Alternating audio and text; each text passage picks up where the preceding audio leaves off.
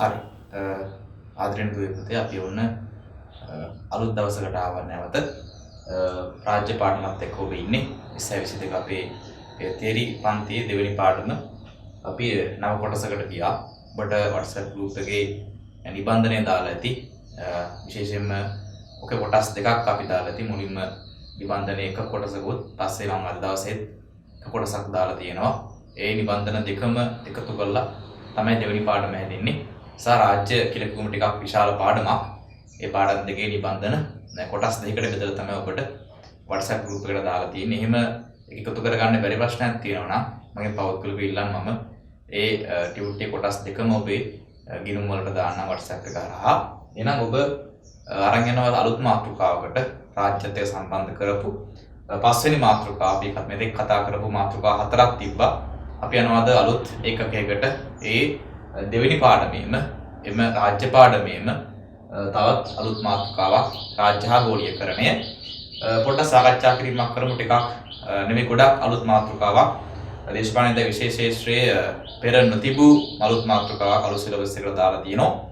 කොහොමවත් ටිකක් සංකීර්ණ මාතෘකාවකුත් තමයි. හොඳට අවධානයෙන් බලාගෙන ඉන්න අපි සාකච්ඡා කිරීමක් කරමු. එහෙනම් මෙතෙන් සිට රාජ්‍ය හා ගෝලීයකරණය කොහොමද කරුණු ටික විෂය අන්තර්ගතයේ සකස් වෙන්නේ කියලා. හරි. ඒකෙදි රාජ්‍ය කියලා කොටසකුත් ඔබට දීලා තියෙනවා ගෝලීයකරණය කියලා තවත් කොටසකුත්. ඔබ මේක හොඳටම දන්නවා. හොඳ ආකාරව මෙතෙක් කල් අපි සාකච්ඡා කිරීමක් කරා රාජ්‍ය ගැන. තවදුරටත් ඕන සාකච්ඡා කිරීමක් කරොත් රාජ්‍ය ගැන පොඩි හැඳින්වීමක් ඔබ කළ යුතුයි. අපි දන්නවා රාජ්‍ය හඳුන්වන්නේ කෙටියෙන්ම කිව්වොත් ඒක මානව සංවිධානයක් කියලා. ඊට අමතරව ඔබට ඕන නම් රාජ්‍ය මානව සංවිධානයක් වුවත් ඒක උත්තරීතර මානව සංවිධානයක් කියන්නත් පුළුවන්. ඒ පිළිබඳ ප්‍රධාන අර්ථකථනයන් දෙකක් ඉදිරිපත් වෙලා තියෙනවා. එකක් ඇරිස්ටෝටලියානු අර්ථකථනය සහ දෙවැන්න වෙබේරියානු අර්ථකථනය බවට පත් වෙනවා. කොහොමවත් රාජ්‍ය හැඳින්වීම කරයින් පස්සේ අපිට තියෙන බරපතල මාතෘකාවක් සාකච්ඡා කරන්න. ඒ තමයි ගෝලීයකරණය. මේ මාතෘකාව අනිවාර්යයෙන්ම හඳුනාගත යුතුයි. මොකද ඒ හඳුනා ගැනීම අනිවාර්යයෙන්ම වැදගත් වෙනවා රාජ්‍යත් එක්ක සාකච්ඡා කිරීමක් කරද්දී. ඔය ගෝලීයකරණය කොහොමම නොදී තවත් වෙනත් මාතෘකාවක් විදියට අහන්නත් පුළුවන්. ඒ කියන්නේ ගෝලීයකරණය තවත් නම් සමාන පද කීපයක් කියනවා.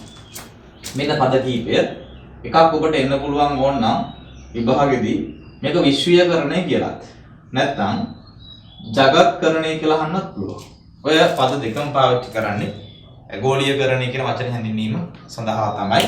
කොහොමවත් ගෝලීයකරණය එනම් අපිට අර්ථකථනය කරන්න පුළුවන් සමාන නම් දෙකකට විශ්වීයකරණය හා ජගත්කරණය විදියට. දැන් අපි යමු ගෝලීයකරණය කියන්නේ මොකක්ද කියලා හඳුනා ගැනීමක් කරා. වචනේ පොඩ්ඩක් මම දෙකට කඩා ගන්නවා. ගෝලීයකරණය මෙතනින් නම් විශ්වීය මෙතන නම් ජගත්.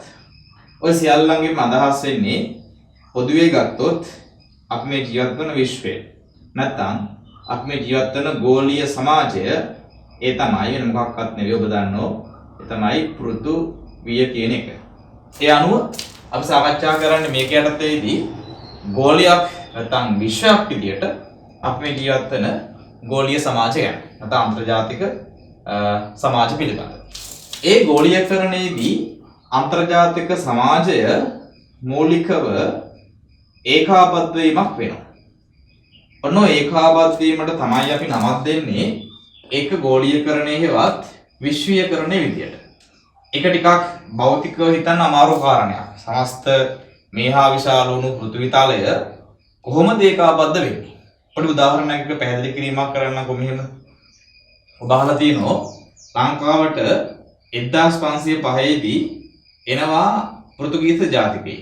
1505 රොඩස්වදාල් මේ දෑතුළු කණ්ඩායමක් නාවික සෙනගයන් ටිකක් ඇවිල්ලා කොළඹ වරායෙන් ගොඩ බහිනවා. එවකට ලංකාවේ රාජධානිය වශයෙන් තිබුණේ කෝට්ටේ රාජධානිය. කෝට්ටේ රාජධානියේ රජකම් කරපු රජුට ගැමියන් පිරිසක් ගිහිල්ලා කියනවා. අපි තු මේක චරපුරුෂයන් කියලා. එහෙම පිරිසක් ගිහිල්ලා කියනවා රජුට මෙන්න මෙහෙම පිරිසක් ඇවිල්ලා තියෙනවා. ඔගේ වචනයෙන්ම කිව්වොත් වුන් කියන්නේ තිරුවානා ගල්කමින් ලේ බොන පිරිසක් ඇවිල්ලා කොළඹ වරායට කොට බැහැලා. රජු වික්ෂිප්ත වෙනවා. ඒ කියන්නේ මෙහෙම බැලුවොත් හරියට තිරුවානා ගල් කාලා ලේ බොන තාක්ෂණික පිරිසක් වෙන්නේ නැති. මිනිස්සු අතර රට ඇතුලේ ලොකු කතාවක් ව්‍යාප්ත වෙනවා මේ ආපු අලුත් කණ්ඩායම ගැන. ඇත්තටම තිරුවානගල් කිව්වේ තිරුවානගල් වලට නෙමෙයි. ලංකාවේ මිනිස්සු දන්නේ දැනන් හිටියේ ඒක තිරුවානගල් වගේ කියලා. හැබැයි ඕන ඇත්තටම ආහාර රන් තියෙන්නේ පාන්. ලේබනවා කියලා කිව්වේ ලේ නෙවෙයි. ඒක රතු වයින්, රෙඩ් වයින්. හැබැයි අපේ මිනිස්සු පාන් ගැනවත් රතු වයින් ගැනවත් දැනන් හිටියේ නැහැ. ඔවුන් එක සමාන කරේ මේ විදියට. ඒතර පැහැදිලිව පේන 1505 වෙනකොට ලංකාවේ මිනිස්සු දැනන් හිටියේ නැහැ මෙහෙම අමුතු ජාතීන් කොට්ටාසයක් ලෝකෙ ඉන්නවයි කියලා. විශේෂයෙන් මිනිස්සු පුදුම වුණා එහෙම පිරිසක් ලංකාවට ඇවිල්ලා මෙහෙම දේවල් ටිකක් කරනවා කියලා කිව්වම. මේකෙන් තේරුම් ගන්න සරල කාරණයක් තියෙනවා. අපේ රටේ මිනිස්සු මේ කාල වෙනකොට ලෝකෙ ගැන දැනගෙන හිටියේ නැහැ. හැබැයි අද පොඩ්ඩක් අපි ඇවිල්ලා බැලුවොත් අපිට මේ පාන්වත් රතු වයින්වත් මහා මාරු දේවල් නෙවෙයි. ගමේ තියෙන කඩේකින් අපිට මේවා හොයාගන්න පුළුවන්. ඒ කියන්නේ අද වෙද්දී අපි ලෝකෙ ගැන දන්නවා. අන්න ඒකට හේතුව තමයි ගෝලීයකරණය. ඒ කියන්නේ අද වෙද්දී අපි ලෝකෙත් එක්ක මොකක්ද වෙලා තියෙන්නේ? ඒකාබද්ධ වෙලා. එදා ජීවත් වුණේ අපි හුදකලා රාජ්‍යයක් විදියට. අපි විශේෂයෙන්ම දූපතා වෙන් වෙලා තියෙනකොට කොහොමද සම්බන්ධතාවය ලෝකෙත් එක්ක අඩු. හැබැයි අද අපි ඒකාබද්ධ වෙලා. ඊළඟ ප්‍රශ්නේ ඉන්නේ ඒ ඒකාබද්ධ වීම සිද්ධ වුණේ කොහොමද? අපි අද වෙද්දී ඇමරිකාව ගැන, ඉන්දියාව ගැන, කසකස්තාන ගැන ලෝකයේ තියෙන රාජ්‍ය 227ක් විතර තියෙනවා. අපි රාජ්‍යයන් බොහොමයක් ගැන තොරතුරු දන්නවා. ඒ රටවල තියෙන සංස්කෘතිය, භාෂාවන්, ආගම්, ආහාර අපන අපි ගොඩක් දේවල් ඉගෙනගෙන දැනගෙන තින්නවා. අපි කොහොමද දැනගත්තේ? අපි රටවල් වලට ගිහිපු නිසාද? නෑ. බොහොමයක් රටවලට අපි ගිහිල්ලා නෑ. අපි අපේ රටවත් හරියට ඇවිදලා නැතිකොට කොහොමද රටවල් යන්නේ? එතකොට පැහැදිලි කාරණයක් තියෙනවා. මේ ලෝකේ ඒකාබද්ධ වෙලා තියෙන්නේ අපි ඒවට ගිහිපු නිසා නෙවෙයි. එදා ඒකාබද්ධ නොවුනේ එදා අපි නොගියපු නිසා නෙවෙයි. එදා අපි ගියෙත් නැහැ. අද අපි යන්නෙත් නැහැ. වෙනස හැබැයි එදා නොගිය නිසාම අපි දැනන් හිටියෙත් නැහැ. අද අපි නොගියාට හැමදේම ලෝකෙ ගැන දන්නවා. ඒ කියන්නේ මේ ඒකාබද්ධ වීම සිදු වෙලා තියෙන්නේ භෞතිකව නෙවෙයි. අපි රටවල් වලට ගිය පමණින් මේ ලෝකයක් ඒකාබද්ධ වෙන්නේ නැහැ. අපිට ඒ වගේ ලැබෙන අත්දැකීම්. හැබැයි ලෝකෙ ගැන තොරතුරු අපිට ගලන්නවා. ඔබේ දුරකථනයේට, ඔබේ ගෙදර තියෙන රූපවාහිනියට ඒ සියල්ලටම මේ කියන ලෝකයේ තොරතුරු ගලාගෙන එනවා. ඔබ ගාව තියෙන ෆෝන් එකක් නම්, ඒක අන්තර්ජාල පහසුකම් තියෙනවා නම් ඔබ අද වෙද්දි ලෝකෙත් එක්ක බද්ධ වෙලා. ඔබේ ලෝකයේ තියෙන්නේ අද වෙද්දි ෆෝන් එක ඇතුලේ. ඒ කියන්නේ එහෙනම් මේ ඒකාබද්ධ වෙන්නේ අපි ගාව තියෙන තාක්ෂණික උපකරණත් එක්ක. තාවෙදින් ගුවොත් තාක්ෂණය එක්ක. අප වචන දෙකක් දෙනවා. මේ ඒකාබද්ධ වීම සිද්ධ වෙන්නේ සංනිවේදනය හා තාක්ෂණය හරහා. එහෙනම් ගෝලීයකරණය කියන්නේ එහෙම දෙයකට. සංනිවේදනය හා තාක්ෂණය ඔස්සේ සමස්ත මේ ගෝලීය පෘථිවි විශ්වීය තලයේම එකට ඒකාබද්ධ වීමේ ක්‍රියාවලියක් අපි හඳුන්වනවා ගෝලීයකරණය කියලා. ඒ අනුව තනි ජාතීන් විදිහට ජීවත් වුණු ලෝකය තවදුරටත් එහෙම වෙලා නැහැ. සංනිවේදනය නැත්තම් තොරතුරු ගලා එන එක සිද්ධ වෙන්නේ තාක්ෂණයත් එක්ක. ඔන්න ඔය තාක්ෂණය හරහා තොරතුරු ගලා එමත් එක්ක සමස්ත ලෝකයක් එකට ඒකාබද්ධ වෙලා තියෙනවා. අපි ඔන්න ඔය විදිහට සංනිවේදනයෙන් හා තාක්ෂණය සමස්ත ගෝලීය තලයක් එකට ඒකාබද්ධ වීමේ ක්‍රියාවලියක් අර්ථකථනය කරනවා ගෝලීයකරණය කියලා. නැත්තම් විශ්වීයකරණය නැත්තම් ජගත්කරණය කියලා. එහෙනම් අපි මෙතෙක් කියලා හැඳින්වීමක් කළේ ගෝලීයකරණය නැත්තම් විශ්වීයකරණය ජගත්කරණය කියන්නේ මොකක්ද කියලා. ඕකට තියෙනවා ආර්ථික විද්‍යාත්මක නිර්වචනයකුත්. ආර්ථික විද්‍යාව පැත්තේ නැත්තම් අපි ආර්ථිකය තුළ හිඳිමින් බැලුවොත් මේක මෙහෙම දෙයක් වෙලා තියෙනවා. ඒ තමයි ඉස්සර අපි ආර්ථික වශයෙන් හිටියේ ජගත් වෙළඳපොළක නෙවෙයි. අපි කියනවා හිටියේ ජාතික වෙළඳපොළක. ඒ කියන්නේ රටේ වෙළඳාම ආර්ථිකයේ සංසරණය වුණේ රට ඇතුළට විතරයි. අපි නම් කරනවා මේක ජාතික වෙළඳපොළක්. රට ඇතුළේ මිනිස්සුන්ට අවශ්‍ය කරන පාරිභෝජන භාණ්ඩ නිෂ්පාදනය වෙලා රට ඇතුළෙම ඒව සංසරණය වුණා. මිනිස්සු මිලදී ගත් ගැනීමක් කරා. එතකොට ගෝලීකරණය ඉන්න කලින් ලෝකෙ තිබිලා තියෙන්නේ ජාතික වෙළඳපොළ. රට ඇතුළට සීමා වෙච්ච වෙළඳපොළ. හැබැයි ගෝලීකරණය එමත් එක්ක ඕක අර ඒකාබද්ධ වීමකට ලක් වෙනවනේ. ඒකාබද්ධ වීමත් එක්ක ඒ ජාතික වෙළඳපොළවල් ජගත් වෙළඳපොළවල් බවට පත් වුණා. ඒ කියන්නේ තවදුරටත් මේක ජාතික වශයෙන් සීමා වෙලා නැහැ. මේ වෙළඳපොළවල් ලෝකෙට මුදා හැරීමක් සිද්ධ වෙලා තියෙනවා. අද වෙද්දී අපි විඳී ගන්න බොහෝ භාණ්ඩ ජාතික වෙළඳපොළ නිෂ්පාදනය කරපු ඒවා නෙවෙයි.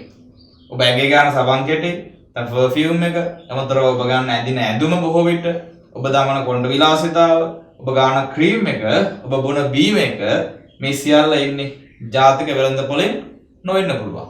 ඒ ඉන්නේ පිටරටවල් වල තියෙන වෙනත් වෙළඳපොළවල් වලින්. එතකොට අද වෙද්දි ලෝකේ ජාතික වෙළඳපොළක් නිර්මාණය කරන්න අමාරු වෙලා තියෙනවා. මිනිසුන්ගේ අවශ්‍යතාව නැත්නම් මිනිස්සු සංනිවේදනය හරහා දකිනවා ලෝකෙ වෙන්නේ මොකද්ද කියලා. ලෝකෙ මිනිස්සු වන්දනේ ඇඳුම් මිනිස්සු දකින්න සංනිවේදනය හරහා. ඒත් ලෝකේ කන කෑම්බි මිනිස්සු දකින්න සංනිවේදනය හරහා. ඒතර මේක මිනිස්සු දැන ගැනීමත් එක්ක මිනිසුන්ට අවශ්‍ය වෙනවා ඒව මිලදී ගන්න. ඒතර ඉල්ලුමක් හැදෙනවා. ඒ ඉල්ලුමට සැපයුම ඒ රටවල් වලින් එන්න පටන් ගන්නවා. එතකොට අපි අද බොහෝ මේ රටේ පාවිච්චි කරන බොහෝ දේවල් මේ රටේ ජාතික වෙළඳපොළෙන් හදපුවා නෙවෙයි. ඒ බොහෝමයක් ඉන්නේ ආන්තර්ජාතික වෙළඳපොළවල් වලින්. ඒ අනුව ගෝලීකරණයත් එක්ක වෙලා තියෙන්නේ. එතකොට ජාතික වෙළඳපොළවල් තවදුරටත් රට ඇතුළට සීමා වෙලා නැතුව ඒවා ආන්තර්ජාතික වෙළඳපොළක් බවට පත් වෙලා තියෙනවා.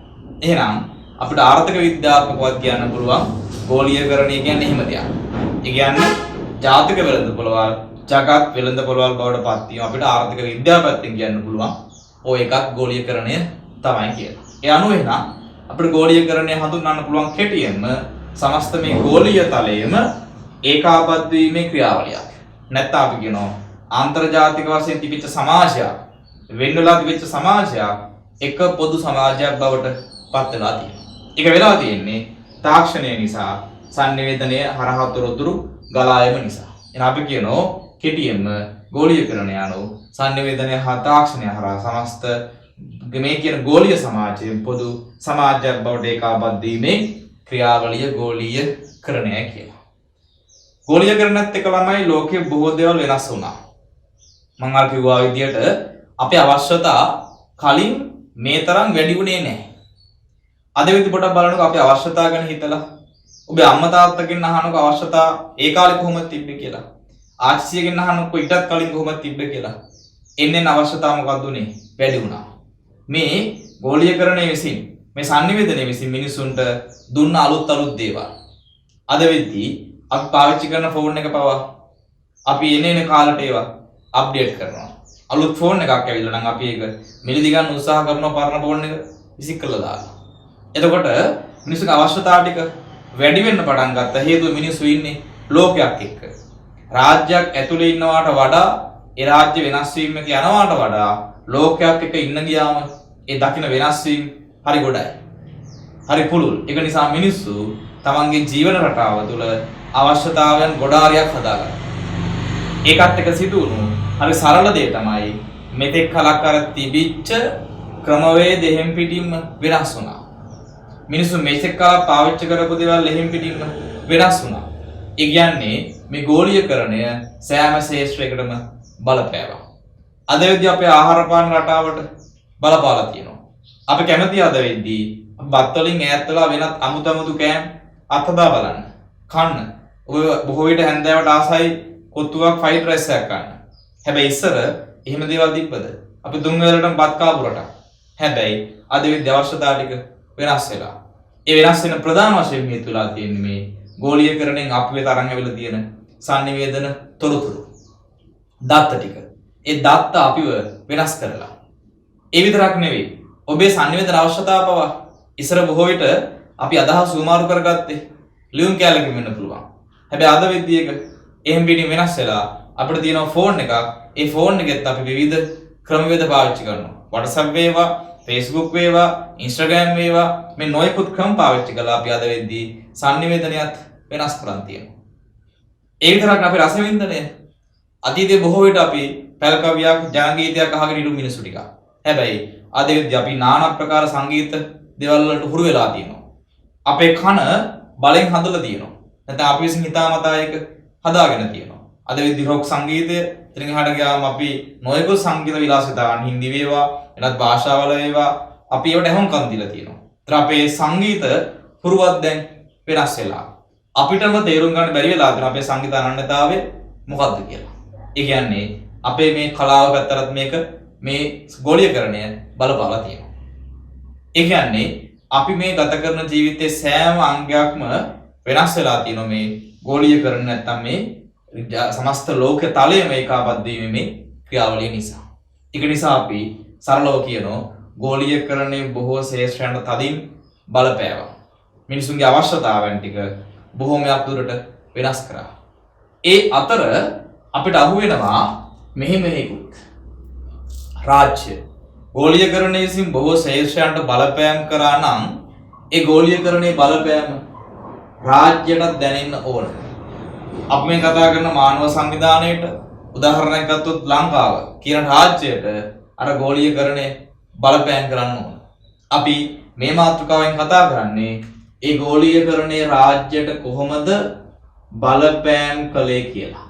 එහෙනම් මෙතනින් එහාට මේ මාතෘකාවත් එක්ක බඳුණු විශේෂ කරුණු ටික හැදෙන්නේ ඔන්න ඔය බලපෑමත් එක්ක. අපි නම් මාතෘකාවක් විදිහට කතා කරනවා මේ යටතේ ගෝලීකරණය කොහොමද අපි මේ ජීවත් වෙන රාජ්‍යයට බලපෑවේ කියලා. බොහෝ ශේෂ්ත්‍ර වෙනස් වුණා නම් රාජ්‍ය වෙනස් නොවී තියෙන රාජ්‍ය බලපෑමට හසු නොවී තියෙන විදියක් නැහැ. එහෙනම් මෙතනින් එහාට මාතෘකාව නිර්මාණය වෙන්නේ ගෝලීකරණය කොහොමද රාජ්‍යයට බලපෑවේ කියන එකත් එක්කයි. හරි. ගෝලීකරණය කොහොමද රාජ්‍යයට බලපෑම් කරේ කියලා අධ්‍යයනයක් කරද්දී ඒ සම්බන්ධ දේශපාලන විද්‍යාව සාහිත්‍යය ඇතුලේ ප්‍රධාන අර්ථකථන නැත්නම් න්‍යායික ප්‍රවේශ දෙකක් ඉදිරිපත් වෙලා තියෙනවා. තව ඉතින් ගෝලීකරණය කොහොමද රාජ්‍යයට බලපෑවේ කියන එක සම්බන්ධව ප්‍රධාන අදහස් මතවාදයන් දෙකක් ඇවිල්ලා තියෙනවා. එකකින් කියනවා ගෝලීකරණය විසින් අපි මේ ජීවත් වෙන ජාතික රාජ්‍ය විනාශ වී ඇත. විනාශ කර ඇත. ගෝලීකරණයෙන් ජාතික රාජ්‍ය විනාශ වෙලාලු. ඒකයි පළවෙනි තර්කය. පළවෙනි මතවාදයේ ප්‍රකාශනය. දෙවෙනියෙන් කියනවා ගෝලීකරණය විසින් ජාතික රාජ්‍ය විනාශ වී නැත. අවුල් වචනයක් දෙනවා එකට. ප්‍රතිව්‍යුහගත වීමක් සිදුව ඇත. ඔන්නෝක තමයි ගෝලීකරණය රාජ්‍යයට බලපෑවේ කොහොමද කියන එක සම්බන්ධ ඉදිරිපත් වෙච්ච ප්‍රධාන න්‍යාය දෙක. අදහස් දෙක. පාඩම් කරගමු. එකකින් කියනවා ගෝලීකරණය විසින් ජාතික රාජ්‍ය විනාශයට පත්කොට ඇත. විනාශ වෙලා ඇතිවෙනවා. දෙවෙනියෙන් කියනවා ජාතික රාජ්‍ය විනාශ වෙලා නැහැ ගෝලීකරණය නිසා. වෙලා තියෙන්නේ ප්‍රතිව්‍යුහගත වීම. ඒ කියන්නේ ව්‍යුහය වෙනස් වෙලා. ජාතික රාජ්‍ය යම් වෙනස් වීමකට භාජනය වෙලා තියෙනවා. එහෙනම් මේ කෙටියෙන් කියන්නේ එකකින් කියනවා ජාතික රාජ්‍ය විනාශ වෙලා කියලා. අනිත් එකෙන් කියනවා නෑ විනාශ වෙලා නෑ. හැබැයි වෙනස් වෙලා. අපි ඉස්සරහට පාඩම තුල සාකච්ඡා කරන්නේ මේ දෙකට ඉදිරිපත් වෙලා තියෙන විශේෂයෙන්ම තර්ක රාමු පිළිබඳව. අපි එහෙනම් දැන් මේකින් එක අරගෙන මේ ඉදිරිපත් වෙලා තියෙන තර්ක මොනවද? මේකෙන් කියන්නේ මොකක්ද කියලා සාකච්ඡා කිරීමක් කරමු. ඒකේ පළවෙනි එක තමයි ජාතික රාජ්‍ය විනාශ වෙලා කියන එකයි. ඔන්නයි කියන න්‍යායික ප්‍රවේශයේ ප්‍රධාන වශයෙන් මතයක් විදියට ඇති කරන්නේ ප්‍රංශ ජාතිකයෙක් වෙච්ච gene Marie Guehenno. Jean Marie ගෙහෙන්නෝ පොතක් ලියනවා. ඒ තමයි The End of the Nation State. වචනයෙන්ම කියනවා ජාතික රාජ්‍යයේ අවසානය. පොතෙන්ම කියනවා මේ න්‍යාය මොකක්ද කියන එක. එයාගේ අදහස වෙන්නේ ජාතික රාජ්‍ය අවසානයටපත් වෙලා. මොකක් නිසාද? ගෝලීකරණය නිසා. කවුද කියනවා? Jean Marie Guehenno. Jean Marie Guehenno තවදුරටත් මේක සාධාරණීකරණය කරනවා. ඇයි එහෙම අදහසක් එයා ඉදිරිපත් කරන්නේ කියන එක සම්බන්ධව. වැදගත් වෙන්නේ මේ කොටස. හරි අපි බලමු ඇයි ජීන් මාරි ගෙහෙන්නෝ ජාතික රාජ්‍ය විනාශ වෙලා කියන අදහස ඉදිරිපත් කළේ කියලා. හරි. ගෝලීකරණය නැවත වතාවක් මතක් කරනවා. ගෝලීකරණයෙන් අදහස් කරන්නේ මේ සමස්ත ගෝලීය සමාජයේම පොදු සමාජයක් බවට ඒකාබද්ධ කිරීමක් නේ. අපි නමක් දුන්න එකට සංනිවේදනය හා තාක්ෂණය විසින් තමයි මේකේ ඒකාබද්ධ වීම සිද්ධ වෙලා තියෙන්නේ. ඔබ එහෙනම් පිළිගන්න ඕන ගෝලීකරණය හා සමාජය අන්තර්ජාතික සමාජයන් ඒකාබද්ධ වීමකට ලක් වෙලා කියන එක. ඒතර ඔබ ඉන්නේ වර්තමානයේ සංනිවේදනය හා තාක්ෂණයත් එක්ක වෙන්න ඕන. ගෝලීකරණයේ මාතෘකාව sannivedanaye හා තාක්ෂණය අමතක කරලා කතා කරන්න බැරි එකක්. ජීන් මාර්ග ගෙහෙන්නෝගේ මේ තර්කය අපි සාධාරණීකරණය කරද්දී ගොළු විද්‍යාව ගන්න sannivedanaye හා තාක්ෂණය ගැන. ඔබ ඒක ඇතුළට යන්නකෝ. sannivedanaye ඇතුළට යන්න. තාක්ෂණ උපකරණයක් ගන්න. ඔබ අතේ තියෙන ෆෝන් එක වෙන්නත් පුළුවන්. පොඩ්ඩක් කල්පනා කරලා බලන්න ඔබ අතේ මේ තියෙන තාක්ෂණ උපකරණය හරහා ඔබ ලෝකයේත් එක්ක ඒකාබද්ධ වෙලා තියෙනවා. ඔබ දැන් ඉන්නේ sannivedanaye හරහා සමස්ත ලෝකයේම අතට අරගෙන. අර බුදුහාමුදුරු කියන දේ ලෝකයේ අතබුලක්සේ තුන්වහන්සේ දන්නවා කියලා. ඒතර ඔබ sannivedanaye හරහා මේ තාක්ෂණ උපකරණය හරහා සමස්ත ලෝකය ගැන ඔබ දන්නවා. එහෙම මතයක ඔබ ඉන්නකොට ඔබ එහෙම දෙයක් කල්පනා වෙන්න ඕන. ඒ තමයි මම දැන් ඉන්නේ ලෝකයේත් එක්ක. මට පුළුවන් ලෝකේ ඕනම තැනකට යන්න. ලෝකේ ඕනම දෙයක් හොයන්න. මේ විදිහ ඇමරිකාවේ රෙස්ලින් මැච් එකක් තියෙනවනම් ෆුට්බෝල් මැච් එකක් තියෙනවා ඔබට පුළුවන් ෆෝන් එකෙන් ගිහිල්ලා ඒක සජීවීව නරඹන්න. તો ඔබ එහෙම තැනකට ඇවිල්ලා තියෙනවා අද ඉන්නේ. මේ වෙනකොට IPL තරඟ නම් ඉවරයි. IPL මැච් එකක් තියෙනවා නම් අබුඩාබි වල ඔබට පුළුවන් ෆෝන් එකෙන් ගිහිල්ලා ඒක සජීවීව නරඹන්න. එතකොට ඔබ ඉන්නේ දැන් අබුඩාබි වල. ඔබට පුළුවන් නම් මේකට ඉන්දියාවේ තියෙන ගොට් ටැලන්ට් තරඟයක් ඔබට පුළුවන් නම් ඒකට යන්න. ඔබ දැන් මේ විදිහේ ඉන්නේ ඉන්දියාවේ. දැන් ඔබ අතේ තාක්ෂණික උපකරණයක් තියෙනවා නම් ඒකේ අන්තර්ජාලයක් sannivedanaye හදාගන්න ක්‍රමවේදයක් තියෙනවා නම් ඔබ දැන් ලෝකේ ඉන්නේ. එතකොට ඔබ හිතන්නකෝ අබුඩාබි වල තියෙන IPL මැච් එකක් බලනවා ෆෝන් එකේ. ඒතර ඒ IPL මැච් එක බලන ගමන් හිතෙන්න ඕන දෙයක් තියෙනවා මං දැන් ඉන්නේ අබුඩාබි වල. හැබැයි ඇස් දෙක අරලා භෞතික බැලුවොත් ඔබ ඉන්නේ තාම ගෙදර. ඒ භෞතිකවනේ. මං කියන්නේ මේ ගෝලීයකරණයේ ලෝකයක් ඇතුලේ. ඔබ ඉන්නේ විවිධ තැන්වල නේද? ඉස්සර විවිධ තැන්වලට යන්න පුළුවන් මනසින් විතරයි. sannivedanaye තාක්ෂණයක් නැති කාලෙක ඉස්සර ලෝකෙම වටේ අපි ඇවිදලා ආවා මනසින්. හැබැයි මනසින් අපි ලෝකෙට ගියේ අපි අහලා පුරුදු දැකලා පුරුදු තැන්වලට විතරයි නේද? ඔබ ඇමරිකාවට කවදාවත් ගිහිල්ලා නැත්නම් ඔබට මනසින්වත් එහෙට යන්න බෑ. ඔබ ඇමරිකාවේ තියෙන පිළිමයක් දැක්කනම් ඔබට අන්න මුල මනසින් මේ පිළිම ගාවට ගිහිල්ලා එන්න. ඒ කියන්නේ අපි මනසින් යන්නේ අපිට ලැබුණු අත්දැකීම් එක්කනේ. අත්දැකීම් නැත්තම් මනසින් යන්නත් බෑ. හැබැයි මේකට පුළුවන්. sannivedanaye හා තාක්ෂණයට පුළුවන්. ඔබට කලින් අත්දැකීමක් නැති වුණත් ලෝකේ ඕනම තැනකට ඔබ අරගෙන ගිහිල්ලා ඒ අත්දැකීම එසනින් ලබා දෙන්න. හරි පුදුමයි. එතකොට මේ ලෝකෙ මෙච්චර විශාල ලෝකයක් ඇතුලේ ඔබ නොයෙකුත් තැන් වලට යනවා. මොකෙන්ද? sannivedanaye හා තාක්ෂණය ඔස්සේ. මට දැන් කියන්න එහෙම යද්දී ඔබේ ලෝකෙට ඇමරිකාවට වේවා, ඉන්දියාවට වේවා, අබුඩාබි වලට වේවා, පාකිස්තානයට වේවා ඔබ යන ඒ ඕනම තැනකදී ඔබට බාධාවක් සීමාවක් උනේ නැහැ. කවුද? ඔබ ඉන්න රාජ්‍ය. ඔබට රාජ්‍ය තහනම් කරාද? එතෙන්ට යන්න එපා කියලා. නෑ. ඔබ ගියා. ඔබට රාජ්‍ය තහනම් කළ නීතියක් ගෙනාවත් ඔබ සාක්ෂණයක් අතින් ඉහළ කෙනෙක් ඔබ ඒක හැක් කරලා යන්න පුළුවන්. එතකොට එහෙම sannivedanaye හා තාක්ෂණික ලෝකයක් ඇතුළේදී ඒක සීමා කරන්න රාජ්‍යයටවත් බෑ. ඔබට රාජ්‍ය දේශ සීමාව තවදුරටත් වැදගත් උනේ නැහැ. ඔබ රාජ්‍යයේ දේශ සීමා එකක් දෙකක් නෙවෙයි. රාජ්‍යම් බරගානක දේශ සීමා කඩාගෙන ඉස්සරහට ඔබ ගිහිල්ලා තියෙනවා. හිතන්නකෝ ඔබ දැන් ගියේ sannivedanaye හරහා රෙස්ලින් මැච් එකක් බලන්න ඇමරිකාවට නම් ඔබ දේශ සීමා කීයක් පැනලා දෙතෙන්ට ගිහිල්ලා තියෙන්නේ. ඔබට භෞතිකව දෙන්න යන්න බෑ.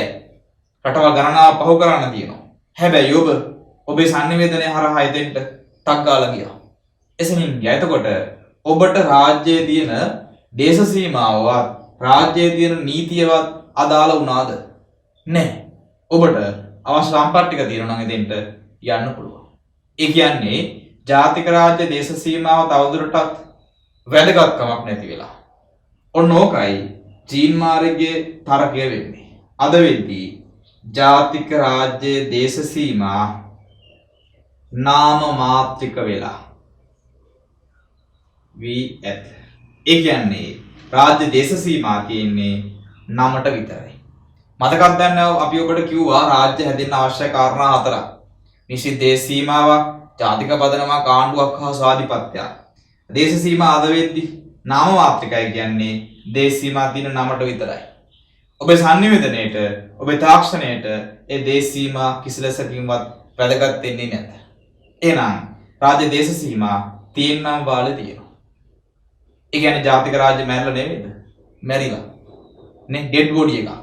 චීන මාර්ගයේ ගෙහින්නෝ කියන විදිහට නමට විතරක් තියෙනවා. හැබැයි ඒකේ ආවජීව ක්‍රියාකාරීත්වයක් නැහැ. ඕනම දෙයක් මැරිලා කියලා කියන්නේ සුන්නත්දුල වෙලා කියන එක නෙවෙයි. තියෙන්න පුළුවන්. හැබැයි ඒක ක්‍රියාකාරී නැත්තම් ඇත්තටම මැරිලා. මේ ලෝකේ ඕන තරම් ඉන්න මිනිස්සු හිතලින් මැරිච්ච.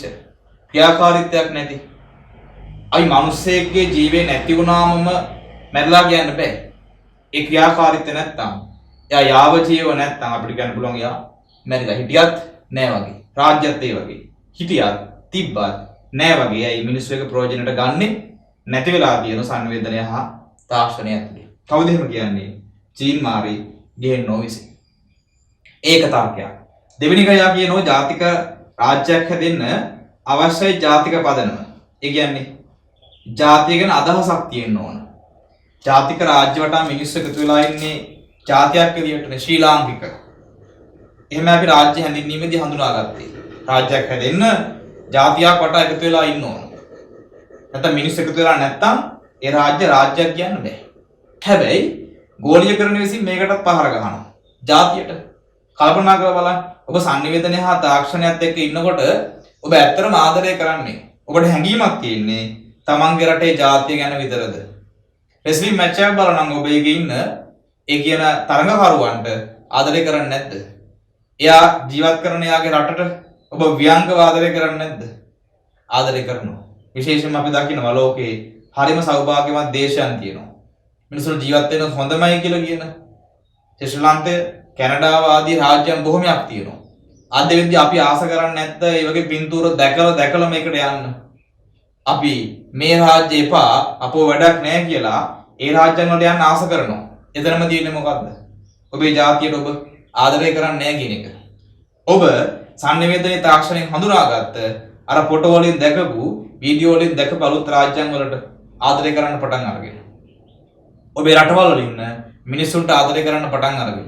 ඔබේ රටවල් වල තියෙන සංගීතයන්ට චිත්‍රපටි වලට ආදරය කරන්න පටන් අරගෙන. ඔබේ රටවල් වල ඉන්න තරඟකරුවන්ට ආදරය කරන්න පටන් අරගෙන. ඒ කියන්නේ ඔබට තවදුරටත් ඔබේ ජාතිය ගැන හැඟීම අඩු වෙලා. බොහෝ විට ඒක නැති වෙලා. ඔබ තවදුරටත් ආදරය කරන්නේ තමන්ගේ ජාතියට විතරක් නෙවෙයි. ඔබට තමන්ගේ ජාතියට ඒක නොවෙන්න පුළුවන්. ඔබ ආදරය කරන්න වෙනත් ජාතියකට, සංස්කෘතියකට, සමාජයකට වෙන්න පුළුවන්. ඒ කියන්නේ sannivedana හා තාක්ෂණ ඔබ දෙන්න ඇදලා දාලා. ජීන් මාර්ගෙ ගෙහින්නෝ කියන දෙවෙනි තරකයේ විදියට අද වෙද්දි මිනිස්සුන්ට ජාතිය අහිමි කරලා. తాවකාලික වුණත් මේ ගොඩනගන ජාල සම්බන්ධය ඇතුලේ. එහෙම తాවකාලිකයි. අන්තර්ජාල පහසුකම නැත්තම් ජාල සම්බන්ධ නැත්තම් මේ සම්බන්ධ ඉවරයි. හැබැයි එහෙම වුණත් මේවා తాවකාලික වුණත් ඒ తాවකාලික ජාල සම්බන්ධයට පුළුවන් වෙලා තියෙනවා ඔබට ජාතිය අමතක කරන්න. ඒ කියන්නේ ඇත්තටම අර කලින් කිව්ව කතාව හරි. රාජ්‍ය හිටියත් නෑ වගේ මැරිලා. රාජ්‍ය ක්‍රියාකාරීත්වයක් නෑ. මොකද දේශ සීමා වැඩක් වෙලා නෑ. ජාතියක් මිනිස්සු ආදරය කරන්නේ නෑ කියන්නේ රාජ්‍යයක් ඇත්තටම මේ ලෝකෙ හිටියත් නෑ වගේ. ඔන්නෝගේ ජීන් මාර්ගෙ ගෙහින්නෝගේ තර්කය ජාතික රාජ්‍ය කියන එක අද වෙද්දී නමට විතරයි. ඒ කියන්නේ ඇත්තටම මැරිලා. විනාශයටපත් වෙලා ඒක කරලා තියෙන්නේ ගෝලීකරණය විසින්. මේ ඇති කරපු sannivedana හා තාක්ෂණය විසින් ඔබ අරගෙන ගිහිල්ලා තියෙනවා ලෝකෙකට. ඒ ලෝකයේ ඇතුලේ ඔබට ඔබේ රාජ්‍ය අමතක කරලා තියෙනවා. ඔබට ඔබේ රාජ්‍යයෙන් වැඩක් නැති මට්ටමකට පත් කරලා තියෙනවා. ඕකයි ජීන් මාර්ගෙ හින්නෝගේ තර්කය. ඒ තර්ක ටික බැලුවම පේනවා ඇත්ත තමයි ජාතික රාජ්‍ය විනාශ වෙලානේ කියලා. එහෙනම් ඒකට වග කියවුත්තා ගෝලීකරණය කියලායි ජීන් මාර්ගෙ හින්නෝ තවදුරටත් අවධාරණය කරන්නේ. අපි කතා කරේ ඔය පළවෙනි මතවාදී තර්කය ගැන. ඒ කියන්නේ පළවෙනි එක උනේ ගෝලීකරණයේ බලපෑම රාජ්‍යයට දැනුනේ කොහොමද කියන උත්තරයක් විදියට ඕන් දුන්නේ ජාතික රාජ්‍ය විනාශයටපත් වෙලා කියලා. අපි සාකච්ඡා කරේ ජීන් මාර්ගෙ හෙන්නෝගේ ඒ තර්ක ගැන. අපි දැන් යනවා දෙවෙනි කොටසට. එතනින් කියුනේ ජාතික රාජ්‍ය විනාශ වෙලා නැහැ, වෙනස් වෙලා කියලා. අපි ඒක කතා කරමු මේකෙන් පස්සේ. හරි. ගෝලීකරණයේ බලපෑම රාජ්‍යයට දැනුනේ කොහොමද කියන එකේ දෙවෙනි න්‍යායික තර්කය වන්නේ ජාතික රාජ්‍ය වෙනස් වීමට භාජන වෙලා කියලා. ජීන් මාර්ගෙ හෙන්නෝ කලින් කිව්ව එක විනාශ වෙලා කියලා අපි ඒකට තරකක් දුන්නා. සාධාරණ තර්ක ටිකක්. එයාම ගෙනාවු අපි යන දෙවෙනි අදහස දෙතලින් කියනවා ජාතික රාජ්‍ය වෙනස් වීමට භාජනය වෙලා කියලා. ඒ කියන්නේ විනාශ වෙලා නැහැ. දැන් වෙනස්කම් වලට ලක් වෙලා දේශපාලන සාහිත්‍යෙම කිව්වොත් ඔක ප්‍රතිව්‍යුහ ගතියකට ලක් වෙලා. ඒ තර්කේ ගොඩනගන ප්‍රධාන චින්තකයෙක් ඉන්නෝ. ඒ තමයි ඩේවිඩ් හෙල්ට්. ඩේවිඩ් හෙල්ට් විසින් පොතක් ලියනවා. ඒ මෙන්න මේක ප්‍රජාතන්ත්‍රවාදය ජාතික රාජ්‍ය හා ගෝලීය ක්‍රමය. ඔන්න ඔය කියන පොතෙන් ඩේවිඩ් හෙල්ට් ඔය තර්කය ඉදිරිපත් කරනවා. නැවත කිව්වොත් කෙනා ඩේවිඩ් හෙල්ට් පොත ප්‍රජාතන්ත්‍රවාදයේ ජාතික රාජ්‍ය සහ ගෝලීය ක්‍රමය කියන එක.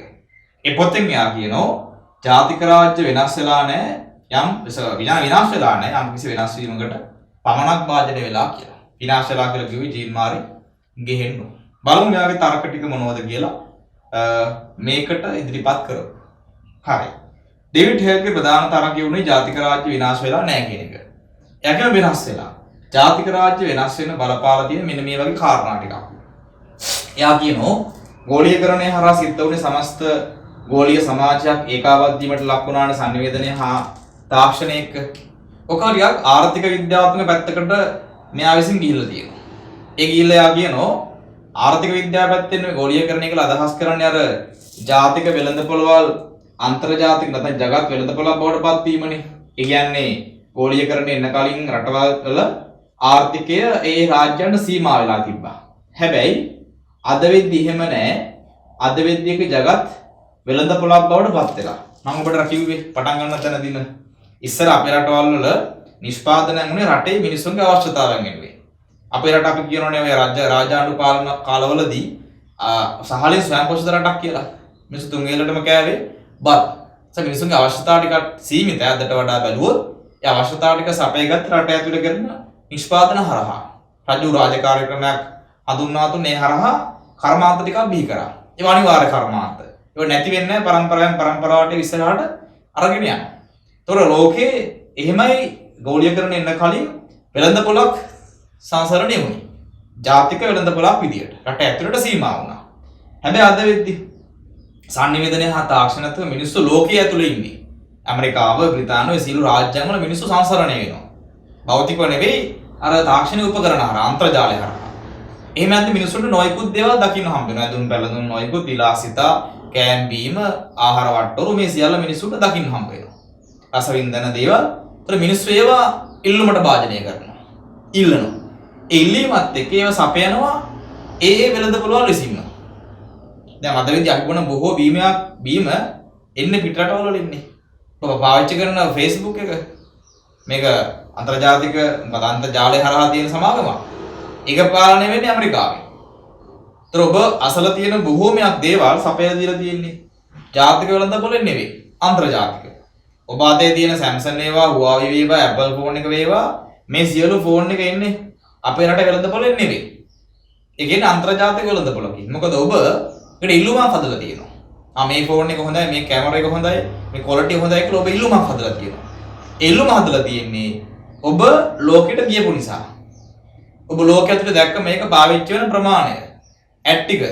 ඒවට යන නොයෙකුත් වෙළඳ මේ ව්‍යාපාරික කටයුතු ටික ඔබ දැක්කා. ඒකත් එක්ක ඔබේ ෆෝන් එකට ආස කරා. ඔබේ ෆෝන් එකට ආස කරේ ඒ ෆෝන් එක අතේ තියන් ඉන්න ඇඩ් එක තුල ඉන්න නිලියෝ නළුවට තියෙන කැමැත්ත නිසා වෙන්නේ නැති. ඒ වෙළඳපොළ විසින් ඔබට මොකක් හරි ක්‍රමයකින් ඉල්ලුවක් හදලා දුන්නා. ඔබ දැන් ඒක ඉල්ලනවා. ඒ වෙළඳපොළෙන් ඔබට ඒක දැන් ගන්න පුළුවන්. ඒ කියන්නේ ඔබම ඉල්ලනවා කියන අදහස නෙවෙයි. ඔබ ඉල්ලුමක් හදුවා කියන්නේ ඒ වෙළඳපොළ එක රට ඇතුළට එවනවා. දැන් ජාතික වෙළඳපොළක් නෙවෙයි ලෝකේ තියෙන්නේ. අන්තර්ජාතික වෙළඳපොළ. ඒ කියන්නේ ලෝකේ රටකට සීමා වෙච්ච වෙළඳපොළක් නැහැ. ඒක අන්තර්ජාතික මට්ටමට ගිහිල්ලා. ඩේවිඩ් හෙල්ට් කියනවා මේ ඇතිවෙච්ච වෙනස් වීම නැත්නම් මේ හැදිච්ච අන්තර්ජාතික වෙළඳපොළ අලුත් ආර්ථික ලෝකයක් හැදුවා. ඇත්තනේ තිබිච්ච සාම්ප්‍රදායික ආර්ථික ලෝකයේ උනේ ජගත් වෙළඳපොළ මත පදනම් වී. ගෝලීයකරණය සිං ඇවිල්ලා අලුත් එකක් හැදුවා. වෙළඳපොළ සීමා වෙන්න බෑ. ඒක අන්තර්ජාතික මට්ටමට ව්‍යාප්ත වෙන්න ඕන. එතකොට මේ හදපු අලුත් ආර්ථික ලෝකය බොහෝ දේවල් වෙනස් කරා. ඒ බොහෝ දේවල් වෙනස් කරා කිව්වම මේ ජගත් වෙළඳපොළ විසින් මිනිසුන්ගේ අවශ්‍යතාවලට මිනිසුන්ගේ බොහෝ සමාජ ආර්ථික දේශපාලන කාරණාවලට ආමන්ත්‍රණය කරන්න පටන් ගත්තා.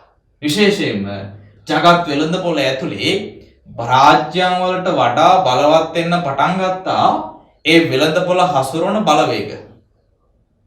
උදාහරණ කියන්නම්කෝ. ඒ කියන්නේ දැන් මේ ව්‍යාපාර වෙළඳපොළ වල තියෙන හිතන්නකෝ රාජ්‍යෙන් මිදිලා කියලා. රාජ්‍ය සම්බන්ධයක් නැහැ. අපි ගාවට යන බාන්න අපි දන්නේ කොහෙන් එනවද කියලා. අපි හිතන්නේ අපේ රටෙන් එනවා කියලා නෑ. මේක එන්නේ ලෝකේ. ඒතර එහෙම එනකොට ලෝකයේ තුලින් මේවා රටවල් වලට ගිනත් අතහරිනවා. ඒ රටවල් මේවා බාර ගන්නවා. මිනිස්සුන්ගේ රට ඇතුලේ ඉල්ලුමක් තියෙනවනේ. ඒ ඉල්ලුම දෙන්න නැත්නම් ඔවුන් දන්නවා ඔවුන් ඊළඟ පාර ඡන්දයක් දිනා ගන්න හම්බ වෙන්නේ නැහැ කියලා. දේශපාලඥයන්. ඒක නිසා ඔවුන් රටවල් වලින් එන මිනිස්සුන්ගේ ඉල්ලුමක් තියෙන හැම දෙයක්ම බාර ගන්න සූදානම්ෙන් ඉන්නවා. දැන් එතකොට මේ හැදිච්ච අලුත් ආර්ථික ලෝකයක් එක්ක බලවත් වෙන්නේ ඒ జగත් වෙළඳපොළ අතේ තියෙන කට්ටිය. දැන් උදාහරණයක් මෙහෙම කියන්නම්කෝ. ඔබ හිතන්නකෝ ඔබේ ගෙදර කියලා මේ රාජ්‍ය. ඔබේ ගෙදර ඉන්නේ ඔබ. ඔබේ ගෙදර කියන්නේ රාජ්‍යයක් නම් ඔබේ ගෙදර හැරුණොත් තවත් අහල පහල ඕන තරම් ගෙවල් තියෙනවා. අපි හිතමු මේවත් රාජ්‍ය කියලා. මේවත් රාජ්‍ය. මේ රාජ්‍යාංගවල ඇතුලේ ඉන්න ඔබ. අපි හිතමු මිනිස්සු ටිකක් ඉන්නවා කියලා මේව ඇතුලේ. ඉල්ලුමක් හදනවා. ඉතින් චූන් පාන් වාහනකාරයෙක් මේ වාහරහා යනවා. බෙද මේක රාජ්‍යං කියලා. ඔබේ මේ ජීවත් වෙන අසල්වැසිය වෙන්න පුළුවන්. ඒ චූන් පාන් කාර්යයා රසවත් සින්දුවක් දාගෙන රසවත් කැම ටිකක් අරගෙන යනවා. ඔබ ටික දවසක් බලන් ඉන්නවා. කාලයක් යද්දි ඒ කැම වල සුවඳට වේවා ඒ සින්දුවට වේවා ඔබ විසින් පිස්සු වැටෙනවා. දැන් ඔබ ඉල්ලුමක් හදනවා. ගෙදර අම්මට තාත්තට බලපෑම් කළ රුපියල් 20ක් 30ක් හදාගෙන ගිහිල්ලා චූන් පාන්නය කරන්නේ. ඒ ටික මේ වගේත් වෙනවා. දැන් ගෙදර ඉන්න අම්මා තාත්තටත් ඔබ පාලනය කරන්න බැරි මට්ටමට ඇවිල්ලා. ඔබ හැමදාම ඉල්ලුමක් හදනවා. මෙයා තව තව විචුරුණ දේවල් ගේනවා. අලුත් දේවල්, පාට දේවල්, රසවත් ප්‍රණීත ආහාර මේ සියල්ල දක්වන වාහන ටිකක් ලොක් කරනවා. වාහනේ ටිකක් වටේට බල්බ් ටිකක් එල්ලනවා. ඔබ දැන් හරි ආසයි ඒ වාහනේට. එතකොට මෙයන් හරියට නිකන් මොකද්ද? අර జగත් වෙළඳපොළ පාලනය කරන ව්‍යාපාරිකයෙක්. එතකොට මේ අන්තර්ජාතික ව්‍යාපාරික කියලා හිතන්නකෝ. එයා කරන්නේත් ওই දෙයමයි. ලස්සන හැඩ දේවල් මේ අන්තර්ජාතික සමාජයට ගෙනල්ලා දානවා. රාජ්‍යයන් වල මිනිස්සු ඒවා ඉල්ලුව මේ රාජ්‍යයන් අසරණ වෙනවා. ඒ රාජ්‍යයන්ට ඒක නොදී ඉන්න බැරි මට්ටමකට පත් වෙනවා. අපි අර කිව්ව විදියට චූන් පාන් කාර්යය මෙහෙම යනවා. ඔබ ගෙදර අම්මට තාත්තට බලපෑම් කළ 20ක් 30ක් 50ක් කඩාගෙන ගිහිල්ලා මේ චූන් පාන් එක ගන්නවා. දැන් උඹටම චූන් එකක් ඇදිලා මේ චූන් පාන් වාහනෙත් එක්ක. ඕක රාජ්‍යයන් වල සිද්ධ වෙනවා. රාජ්‍යයන් වල මිනිස්සු යම් දේවල් ඉල්ලනවා. ඒ ඉල්ලද්දී ඒ මිනිස්සුන්ගේ අවශ්‍යතා ටික රාජ්‍යයන් වලට සපයන්න වෙලා තියෙනවා. චූන් පාන් වාහනකාරයට නැත්නම් මේ අන්තර්ජාතික ව්‍යාපාරිකයාට රට ඇතුළට එන අවස්ථාවක් රාජ්‍යයට හදලා දෙන්න වෙනවා. මොකද මිනිස්සුන්ගේ ඉල්ලීමත් එක්ක. එතකොට බලවත් වෙන්නේ කවුද? රාජ්‍යයන්ට වඩා මේක බලවත් වෙනවා. චූන් පාන් වාහනකාරය හැබැයි ගෙවල් වලට වඩා ඌඩින් ඉන්නවා. මොකද එයා විසින් ගෙවල් වල මිනිස්සුන්ගේ ඔළුව හැදුවා. ව්‍යාපාරික ආකර්ෂණයක් ඔහු විසින් දිනාගත්තා. ඒකත් එක දැන් මෙයා බලවත් වෙලා තියෙනවා. මෙයාට පුළුවන් වෙලා තියෙනවා මේ රාජ්‍යයන් ටික පාලනය කරන්න. මෙතනදිත් වෙලා තියෙන මොහොමද යා. జగත් වෙළඳපොළ අල්ලන් ඉන්න ව්‍යාපාරිකයෝ රටවල් අල්ලගෙන පාලනය කරනවා. රට ඇතුළට යවන්නේ මොකද්ද කියලා තීරණය කරන්නේ මෙයාලා මේ ව්‍යාපාරිකයෝ ටික. හිතන්න එපා මේ ව්‍යාපාරිකී ගමේ ඉන්න කඩයක් කරන ඇන්ටන් මාමා හරි ඩේවිඩ් ඇන්ටි හරි කියලා. මේ අන්තර්ජාතික ව්‍යාපාරිකයෝ. ලෝකේ මහා දැවැන්ත ව්‍යාපාරිකයෝ ඉන්නවනේ. උදාහරණයක් දෙන්න පුළුවන් වුණා ලෝකේ දැනට වැඩිම ව්‍යාපාරිකයා ධනවත් කියලා කොටපත් වෙලා තියෙන ජෙෆ් බෙසෝස්. Amazon ව්‍යාපාරය අයිති. අමතරව බිල් ගේට්ස් Microsoft සමාගම අයිති. ජැක් මා අලිබබා සංගමය අයිති, සංවිධානය අයිති.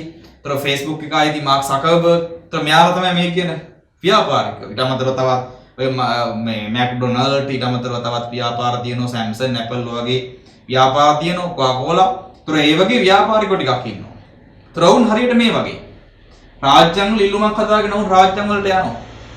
අවසානයේ මිනිස්සුන්ගේ ඉල්ලීම නිසා රාජ්‍යංග වල සිද්ධ වෙලා තියෙන මේවට ව්‍යාපාරිකයන්ට අවනත වෙන්න. අනික රාජ්‍යන්ට වඩා ධනවත් නැත්නම් මුදලක් මොවුන් ගාව සංසරණය වෙනවා. ඔබ ගාවට එන චූන්පාන් ගන්න ඔබ ඉල්ලුමක් හදුවට අම්මා තාත්තට සල්ලි නැත්තම් අම්මා තාත්තා ගිහිල්ලා ඔබට කියන්න පුළුවන් අද සල්ලි නැහැ ණයට දෙන්න. උත්තර බිල් පොතක් ඔබට ඇරෙනවා චූන්පාන් වාහනය ඇතුලේ. රාජ්‍යංගලත් ඔය දේ සිද්ධ වෙනවා. එතකොට ඔබ දැන් මේ චූන්පාන් කාරයට බයයි. ඔබේ ගෙදර ඉන්න අම්මා තාත්තා. ඔබ ඇතුළත්. එයි ණයටනේ ගත්තේ. දැන් ණය පොත පිරෙනවා ටික ටික. දැන් ගෙවා ගන්න බැරි මට්ටමකට ඇවිල්ලා තියෙනවා. අවසානයේ ඔබ ඊටමෙන් කෑල්ලක් මෙයාට දෙන්න උනත් පුළුවන්. අන්තර්ජාතික ලෝකයේ ඇතුළේ සිද්ධ වෙන්නේ මෙහෙම දෙයක්. මේ මහා දයාන්ත ව්‍යාපාරිකයෝ රටවල් වලට ණය දෙන්න පෙළඹිලා. මොකද ඒ රටවල් ටික අල්ල ගන්න. දැන් පහළම දුප්පත් මැද්දස්ත රටවල් ටික අර జగත් වෙළඳපොළ ඉස්සරහා දන ගහලා. එයි ඔවුන් දැවැන්ත ව්‍යාපාරිකයෝ. ඔවුන් ගාව දැවැන්ත මුදලක් තියෙන හිතා ගන්න බැරි. වරක් ඔය ෆෝබ්ස් සංග්‍රහයෙන් ඉන්ටර්විව් එකක් කරනවා බිල් ගේට්ස්ට. යා ලෝකේ දෙවෙනි ධනවත් ව්‍යාපාරිකයා. ඒකෙදි ඔප්පු වෙනවා මෙයාට පුළුවන්කම තියෙන අද වෙද්දී ලෝකේ දුප්පත්ම රටවල් 50ක් හොයාගෙන. අවුරුදු 50ක් එක දිගට මේ මිනිස්සු ඔක්කොටම කන්න දෙන්න පුළුවන් වත්කමක් එයා ගාව තියෙනවා. උතර හිතන්නකෝ කොහොම වත්කමක්ද කියලා. උතර මේ ව්‍යාපාරික විසින් මේ රටවල් ටික අල්ලගෙන ඉන්නවා. තමන් ඉස්සරහා ධන ගහන මට්ටමකට පත් කරලා තියෙනවා. එතකොට ඒ ව්‍යාපාරයේ සංගම් නැත සංවිධාන ටික රාජ්‍යංග වලට වඩා ඉහළට ගිහිල්ලා තියෙනවා. අපි ඒවට නමක් දෙනවා උපරි ජාතික ආයතන කියලා. උපරිමයට ගිහිල්ලා කාට වඩාද? ජාතික රාජ්‍යයට වඩා. දැන් චූන්පාන් කාර්ය බලවත්. ඔබේ ගෙදරට වඩා ඒ කියන්නේ මේ කියන අන්තර්ජාතික ව්‍යාපාර ටික බලවත් ඔබේ රාජ්‍යයට වඩා. ඩේවිඩ් හේට් මතු කරන්නේ ඔහොම තර්කයක්. රාජ්‍ය තියෙනවා. හැබැයි රාජ්‍ය බලය අඩු කරගෙන තියෙනවා. අර ව්‍යාපාර උපරජාතික ආයතන හැම රාජ්‍ය ධන ගහලා තියෙනවා. ඩේවිඩ් හේට් සහ තවත් කෙනෙක් ඉන්නවා මැග්‍රූ කියලා. මෙයාලා විසින් කියන තර්කයක් අද විද්දි ගෝලීයකරණය හැමුවේ ටිකක් හරි ආරක්ෂා වෙලා ඉන්නේ මහා බලවතුන් ටික විතරයි. ඇමරිකාව බ්‍රිතාන්‍යය මහා දෙවන්ත රටවල් ටිකක් ඉතුරු වෙලා ඉන්නවා. හැබැයි අර දුප්පත් පහළ මට්ටමේ තියෙන රාජ්‍යම් බොහොමයක් අද වෙද්දී මේ අන්තර්ජාතික ව්‍යාපාර මේ උපරිජාතික ආයතන හැමුවේ දුර්වල මට්ටමකට ඇවිල්ලා. එහෙනම් ඩේවිඩ් හේට් මේ කියන වෙනස් වීම ඕක. වෙනස් වීම තමයි රාජ්‍ය බලය පිරිහීමට ලක් වීම. රාජ්‍ය බලය අඩු වෙලා රාජ්‍ය සරලව කිව්වොත් ධන ගහලා කාගේ ඉස්සරහද උපරිජාතික ආයතන ටිකක් ඉස්සරහා නැත්නම් අන්තර්ජාතික ව්‍යාපාරිකයෝ ටිකක් ඉස්සරහා. ඒ සමාගම් ටිකක් ඉස්සරහා. ඒ කියන්නේ ඇත්තටම ගෝලීයකරණය තුල ප්‍රතිලාභ ලැබුවේ රාජ්‍ය නෙවෙයි. ජගත් වෙළඳපොළ ජාතික වෙළඳපොළ ජගත් වෙළඳපොළක් බවට පත් කරගත්තු ව්‍යාපාරිකයෝ ටිකක් තමයි ගෝලීයකරණයේ ප්‍රතිලාභ ලැබුවේ. අපි කිව්වට අපි දියුණු වෙලා කියලා නෑ. ඇත්තටම ගෝලීයකරණය ඇතුලේ දියුණු වුණේ මහා දැවැන්ත ව්‍යාපාරිකයෝ ටිකක්. ඔවුන් විසින් ලෝකෙට ගිහිල්ලා ලෝකයේ වෙළඳපොළක් බවට පත් කරගෙන රටවල් හරියට නිකන් ඔබේ ගමේ තියෙන පොළ බවට පත් කරගෙන ඒවට භාණ්ඩ නිෂ්පාදන බෙදා හැරීමක් කළා තියෙනවා. එතකොට ගෝලීයකරණය හරහා රාජ්‍ය දුර්වල කරා උපරිජාතික ආයතන බලවත් කරා. ඒ කියන්නේ රාජ්‍ය පෙර තිබුණු බලයෙන් දැන් නැහැ. ඒ බලය අඩු කරගෙන තියෙනවා. කවුරු නිසාද? මේ උපරිජාතික ආයතන හේවත් ජගත් ව්‍යාපාරිකයෝ සමාගම් ටිකක් ඉස්සරහා නිසා. එහෙනම් ඕක තමයි ගෝලීයකරණය නිසා ජාතික රාජ්‍ය වෙනස් වෙලා කියන එකට තියෙන තර්ක ටික. ඒ තර්කයේ තුලින් මූලිකව කියවෙනවා රාජ්‍ය බලය පරිහානියටපත් වෙලා තියෙනවා. යම් ශක්තිමත් රාජ්‍යයන් ටිකක් විතරක් ආරක්ෂාලා හිටියට ගොඩක් රාජ්‍යයන් මේ තමන්ගේ බලය අඩු කරගෙන තියෙනවා. මොකක් නිසාද? මේ ඇතිවෙච්ච ගෝලීයකරණයත් එක්ක ඇතිවෙච්ච මේ උපරිජාතික ආයතන නිසා. නැත්නම් අලුත් ආර්ථික ලෝකය නිසා. ඕක තමයි ගෝලීයකරණය හා රාජ්‍ය සම්බන්ධව තියෙන දෙවෙනි තර්කය. අපිට දෙන්න පුළුවන් අවසාන වශයෙන් නිගමනයක් විදියට මෙහෙම කතාවක්. ඒ තමයි ගෝලීයකරණය සහ රාජ්‍ය විනාශ වුණා වෙන්න පුළුවන්. වෙනස් වුණා වෙන්නත් පුළුවන්. අපිට මේ දෙකෙන් මතු කරන පොඩි සරල අදහසක් තියෙනවා. ඒ තමයි රාජ්‍ය ගෝලීයකරණයේ බලපෑමට ලක් වුණා කියන එක. විනාශ වුණත් වෙනස් වුණත් නියත ලෙසම ගෝලීයකරණය විසින් රාජ්‍යයට බලපෑම් කරලා තියෙනවා. ඒ බලපෑම රාජ්‍ය විනාශ වීම හෝ වෙනස් වීම විය හැකිය. ඒ සම්බන්ධ තර්ක තියෙන නිසා අපි තර්ක දෙකම සාධාරණීකරණය කරමින් අපි දෙනවා පොදු අදහසක්. ඒ තමයි ගෝලීකරණය විසින් රාජ්‍යයට බලපෑම් කළා. ඒ බලපෑම් කළ තමයි අර දෙන්න කතා කරේ. ජීන් මාර් ගිහෙන්නෝ සහ ඩේවිඩ් හෙල්ඩ්සි. එහෙනම් අපි ඒ කොටස ඔන්නෝ විදියට අවසන් කර ගන්න. හරි අපේ ඊළඟ කොටස වෙන්නේ මෙන්න මේ බෝඩ් එකේ තියෙන ඔබට දීපු අලුත් රාජ්‍ය පාඩමේටම සම්බන්ධ කරලා අලුතින් දාපු ටියුට් එකේ ඉතුරු කොටස. ඒකේ පටන් ගන්න දනුම තියෙන්නේ මෙහෙම මාතෘකාවක් 6 වෙනි මාතෘකාව විදියට රාජ්‍ය පිළිබඳ දේශපාලන මතවාද යනු අද දවසේ මම දාලා තියෙන WhatsApp group එකට දෙවෙනි රාජ්‍ය පාඩමේ ඉතුරු නිබන්ධනයේ කොටස. ඒ කොටස තමයි මේ කියන පාඩම සහ ඉතුරු කාරණා ටික තියෙන්නේ. මේ පාඩම ගැන සාකච්ඡා කිරීමක් අපි මෙතන සිට කරනවා. ටිකක් දීර්ඝ පාඩමක් සහ සංකීර්ණ පාඩමකුත් තමයි. සාවධානව අහගෙන ඉන්න. නිතර මේ වීඩියෝ ටික බලාගෙන ඉන්න. ඔබට නොතේරුණොත් ආයි පිටපස්සට ගිහිල්ලා නැවත මුලට ඇවිල්ලා බලන්නත් පුළුවන්. එසා ඒ පහසුකමක් තියෙනවා. ලබන මාසයේ පන්ති පටන් ගන්න කියලා බලාපොරොත්තුකුත් තියෙනවා. අපි ඒකත් එක්ක මේ මාසයේ අවසාන වීඩියෝ වෙන්නත් පුළුවන්. එහෙම වුණොත් ඔබට විස්තර ටික WhatsApp group එකට දෙන්නම්. එහෙම නොවෙන්නත් පුළුවන්. වුණත් ඒ දෙකටම ඔට්ටු වෙන විදියට මම සාදාගෙන ඉන්න. ඉදිරියට රටේ තියෙන තත්ත්වයක් එක්ක ඉන්න කොරෝනා ව්‍යාප්තිය වැඩි. ඒක අපි මොනවා කිව්වත් මොන ප්‍රවෘත්ති හරහා එක වහන්න නැදුවත් ඒක සැබෑ තත්ත්වය යටපත් වෙන්නේ නැහැ. ඒ නිසා අවදානමක් තියෙනවා. විශාල අවදානමක් තියෙනවා. ඒකත් පරිස්සමෙන් අපි වැඩ ටික කරගන්න යනවා මේ විදියට. කොහොමත් ඉදිරියට පන්ති කරගත්තත් කරගන්න වෙන්නේ ඊටාම සංවර නීති කොටක් මැද්දේ. එහෙම හරි කමන්නේ අපිට ආරක්ෂා වෙලා වැඩේ කරගන්න අවස්ථාවක් හදලා දුන්නොත්. කොහොමත් අපි ඒ දක්වා ඔන්ලයින් පාඩම කරගෙන යනවා. ඉගෙනීම් ටික කරගෙන යනවා. පන්ති පටන් ගත්තට පස්සේ අපිට නවත්තපු තැනින් පටන් ගන්න පුළුවන්. කොහොමත් අපි එහෙනම් යනවා දැනට අපිට කරන්න තියෙන පාඩමට රාජ්‍ය සම්බන්ධ දේශපාලන මතවාද ටිකක් තියෙනවා. පාඩමේ සාකච්ඡා කරන්නේ නැවත රාජ්‍ය ගැනමයි. හැබැයි රාජ්‍යක සම්බන්ධ කරලා තියෙන දේශපාලන මතවාද ටිකක්.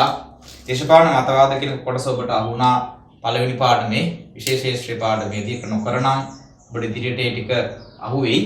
දේශපාලන මතවාදයක් කියලා අදහස් කරන්නේ අදහස් ටිකක් ගොඩක් විශේෂයෙන්ම සමාජයක් හැඩගස්වන්න පුළුවන් සමත් විඥානමය අදහස් සමූහයක් අපි නම් කරනවා දේශපාලන මතවාදයක් කියලා. මොකද මතවාදයකට පුළුවන් සමාජයක් හැඩගස්වන්න. මේ මතයකට ටිකක් අමාරුයි. මතයක් සමාජගත වෙලා මතවාදයක් විදියට ව්‍යාප්ත වුණාම තමයි සමාජයක් වෙනස් කරන්න හැකි වෙන්නේ. එහෙම සමාජයක් වෙනස් කරපු දේශපාලන සමාජයක් හැඩගස්සපු දේශපාලන මතවාද අපි මේකෙදි ගන්නවා 5ක්. ඒ අරගෙන ඒ ටික සම්බන්ධ කරන්න උත්සාහ කරනවා රාජ්‍ය එක්ක. අපි මුලින්ම පොඩ්ඩක් පාඩම් කරගමු මේ රාජ්‍යක සම්බන්ධ කරලා දෙන දේශපාලන මතවාද 5 මොකක්ද කියලා. ඒක පළවෙනි මතවාදය ටියුට් එකේ තියෙනවා සමාජ සම්මුතිවාදය. මම කෙටියෙන් දැම්ම සම්මුතිවාදය කියලා. 2 ලිබරල් වාදය, 3 සමාජවාදය හෙවත් මාක්ස්වාදය, 4 ෆැසිස්ට් වාදය, 5 ස්ත්‍රී වාදය. ඔන්න කියන දේශපාලන මතවාද 5 අපි රාජ්‍යක සම්බන්ධ කරනවා මේ පාඩම පුරාවටම. තවදීන් කිව්වොත් දේශපාලන මතවාදයක් විසින් අර කලින් කිව්ව විදිහට අරමුණක් තියෙන ඕන්ට මේ සමාජ ක්‍රමය වෙනස් කිරීමේ, හැඩගැස්වීමේ. එහෙම සමාජයක් වෙනස් කරන්න ඉදිරිපත් වෙච්ච මතවාද වන මේවා ඇතුලේ විවිධ චින්තක විවිධ අදහස් දක්වලා තියෙනවා. ඒ අදහස් අතරක් බලන්න යනවා රාජ්‍යක නවුන් විසින් ඉදිරිපත් කළ තියෙන අදහස් මොන වගේද කියලා. කෙටියෙන්ම කිව්වොත් බොහෝ විට මේ මතවාද ඇතුලේ රාජ්‍ය ගැන සාකච්ඡා කරලා තියෙන විවිධ ධාරාවන් එක්ක රාජ්‍ය ආරම්භ වේවා, රාජ්‍යයේ කාර්යභාරය වේවා, රාජ්‍ය අර්ථකථනය කිරීම, රාජ්‍ය අනාගතය මේ ආදී වශයෙන් විවිධ මතවාදීන් රාජ්‍ය ගැන දැකලා තියෙන යම්කිසි තැනක ඉඳන් යම්කිසි අදහස් ටිකක්. ඒතර අපි මේ යටතේ කතා කරන්නේ මේ මතවාද විසින් රාජ්‍ය පිළිබඳව සාකච්ඡා කරපු දේවල් මොන වගේද කියලා බලන්න යන්නේ. එහෙනම් අපි එකින් එක අරගෙන බලමු එක් එක් මතවාදීන් විසින් රාජ්‍ය ගැන දක්වපු අදහස් මොන වගේද කියලා. අපි නම් ගන්න පළවෙනි අදහස විදියට ඉතුරු ටික මකාගෙන ඒ තමයි සම්මුතිවාදය. රාජ්‍ය සම්බන්ධ ඉදිරිපත් වෙච්ච මතවාද අතර පළවෙනි මතවාදය වෙන්නේ එතකොට සම්පූර්ණම සමාජ සම්මුතිවාදය. අපි මෙතන සිට සාකච්ඡා කරනවා එහෙනම් මේ කොටසේ පළවෙනි අනු කොටසක් විදිහට මෙන්න මේ සමාජ සම්මුතිවාදය ගැන. ඔවුන් විසින් රාජ්‍ය පිළිබඳව දක්වන ලද අදහස් අපි සාකච්ඡා කිරීමක් කරගෙන යමු. එහෙම අදහස් සාකච්ඡා කරන්න කලින් පොඩි හැඳින්වීමක් කරමු සමාජ සම්මුතිවාදය පිළිබඳ. මෙහෙමයි වෙන්න ඕන. සමාජ සම්මුතිවාදය මතවාදයක් විදිහට ආරම්භ වෙන්නේ ක්‍රිස්තු වර්ෂ 16 වන සියවස සහ ඒ පසු කාලීනව. 16 වන සියවසට කලින් ලෝකයේ මතවාදයක් වශයෙන් මුල් බැසගෙන තිබුණේ මූලධර්මවාදයක් වෙච්ච දේවවරම් වාදය. දේවවරම් වාදය විසින් ඉදිරිපත් කර අදහසක් තිබුණා. වචන තුනෙන් අදහස් ගන්න පුළුවන් දේව කියන්නේ දෙවියන්, වරම් කියන්නේ දායාදයක්. වාදය කියන්නේ මතවාදය. දෙවියන්ගේ වරමක් දායාදයක් අනුව රාජ්‍ය ඇති කරා කියලා තමයි දේවවරම් වාදයෙන් කියුවේ. සරලව සිංහලෙන් කිව්වොත් දෙවියෝ තමයි රාජ්‍ය මැව්වේ. රාජ්‍යමවල ඒකට පාලකයෙකුත් දෙවියෝ විසින් මෙව්වලු. දැන් අදහස් කරන්නේ දෙවියෝ කියලා දෙවියන් වහන්සේ ක්‍රිස්තියානි කතෝලික මූලධර්මවාදී ආගමෙන් තමයි මේ කියන අදහස් ටික ලෝකෙට ආවේ. එතකොට සමාජ සම්මුතිවාදී ඇති වෙන්න කලින් ලෝකෙ තිබුණේ මෙහිම මතවාදයක් මූලධර්මවාදී මතවාදයක් දේවවරම් වාදය කියලා. ලෝකේ රාජ්‍ය මැව්වේ දෙවියෝ කියලා තමයි ඒ දවස්වල කියුනේ.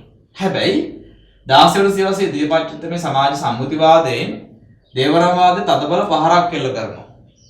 ඔවුන් විසින් මේ අදහසට විරුද්ධව යනවා.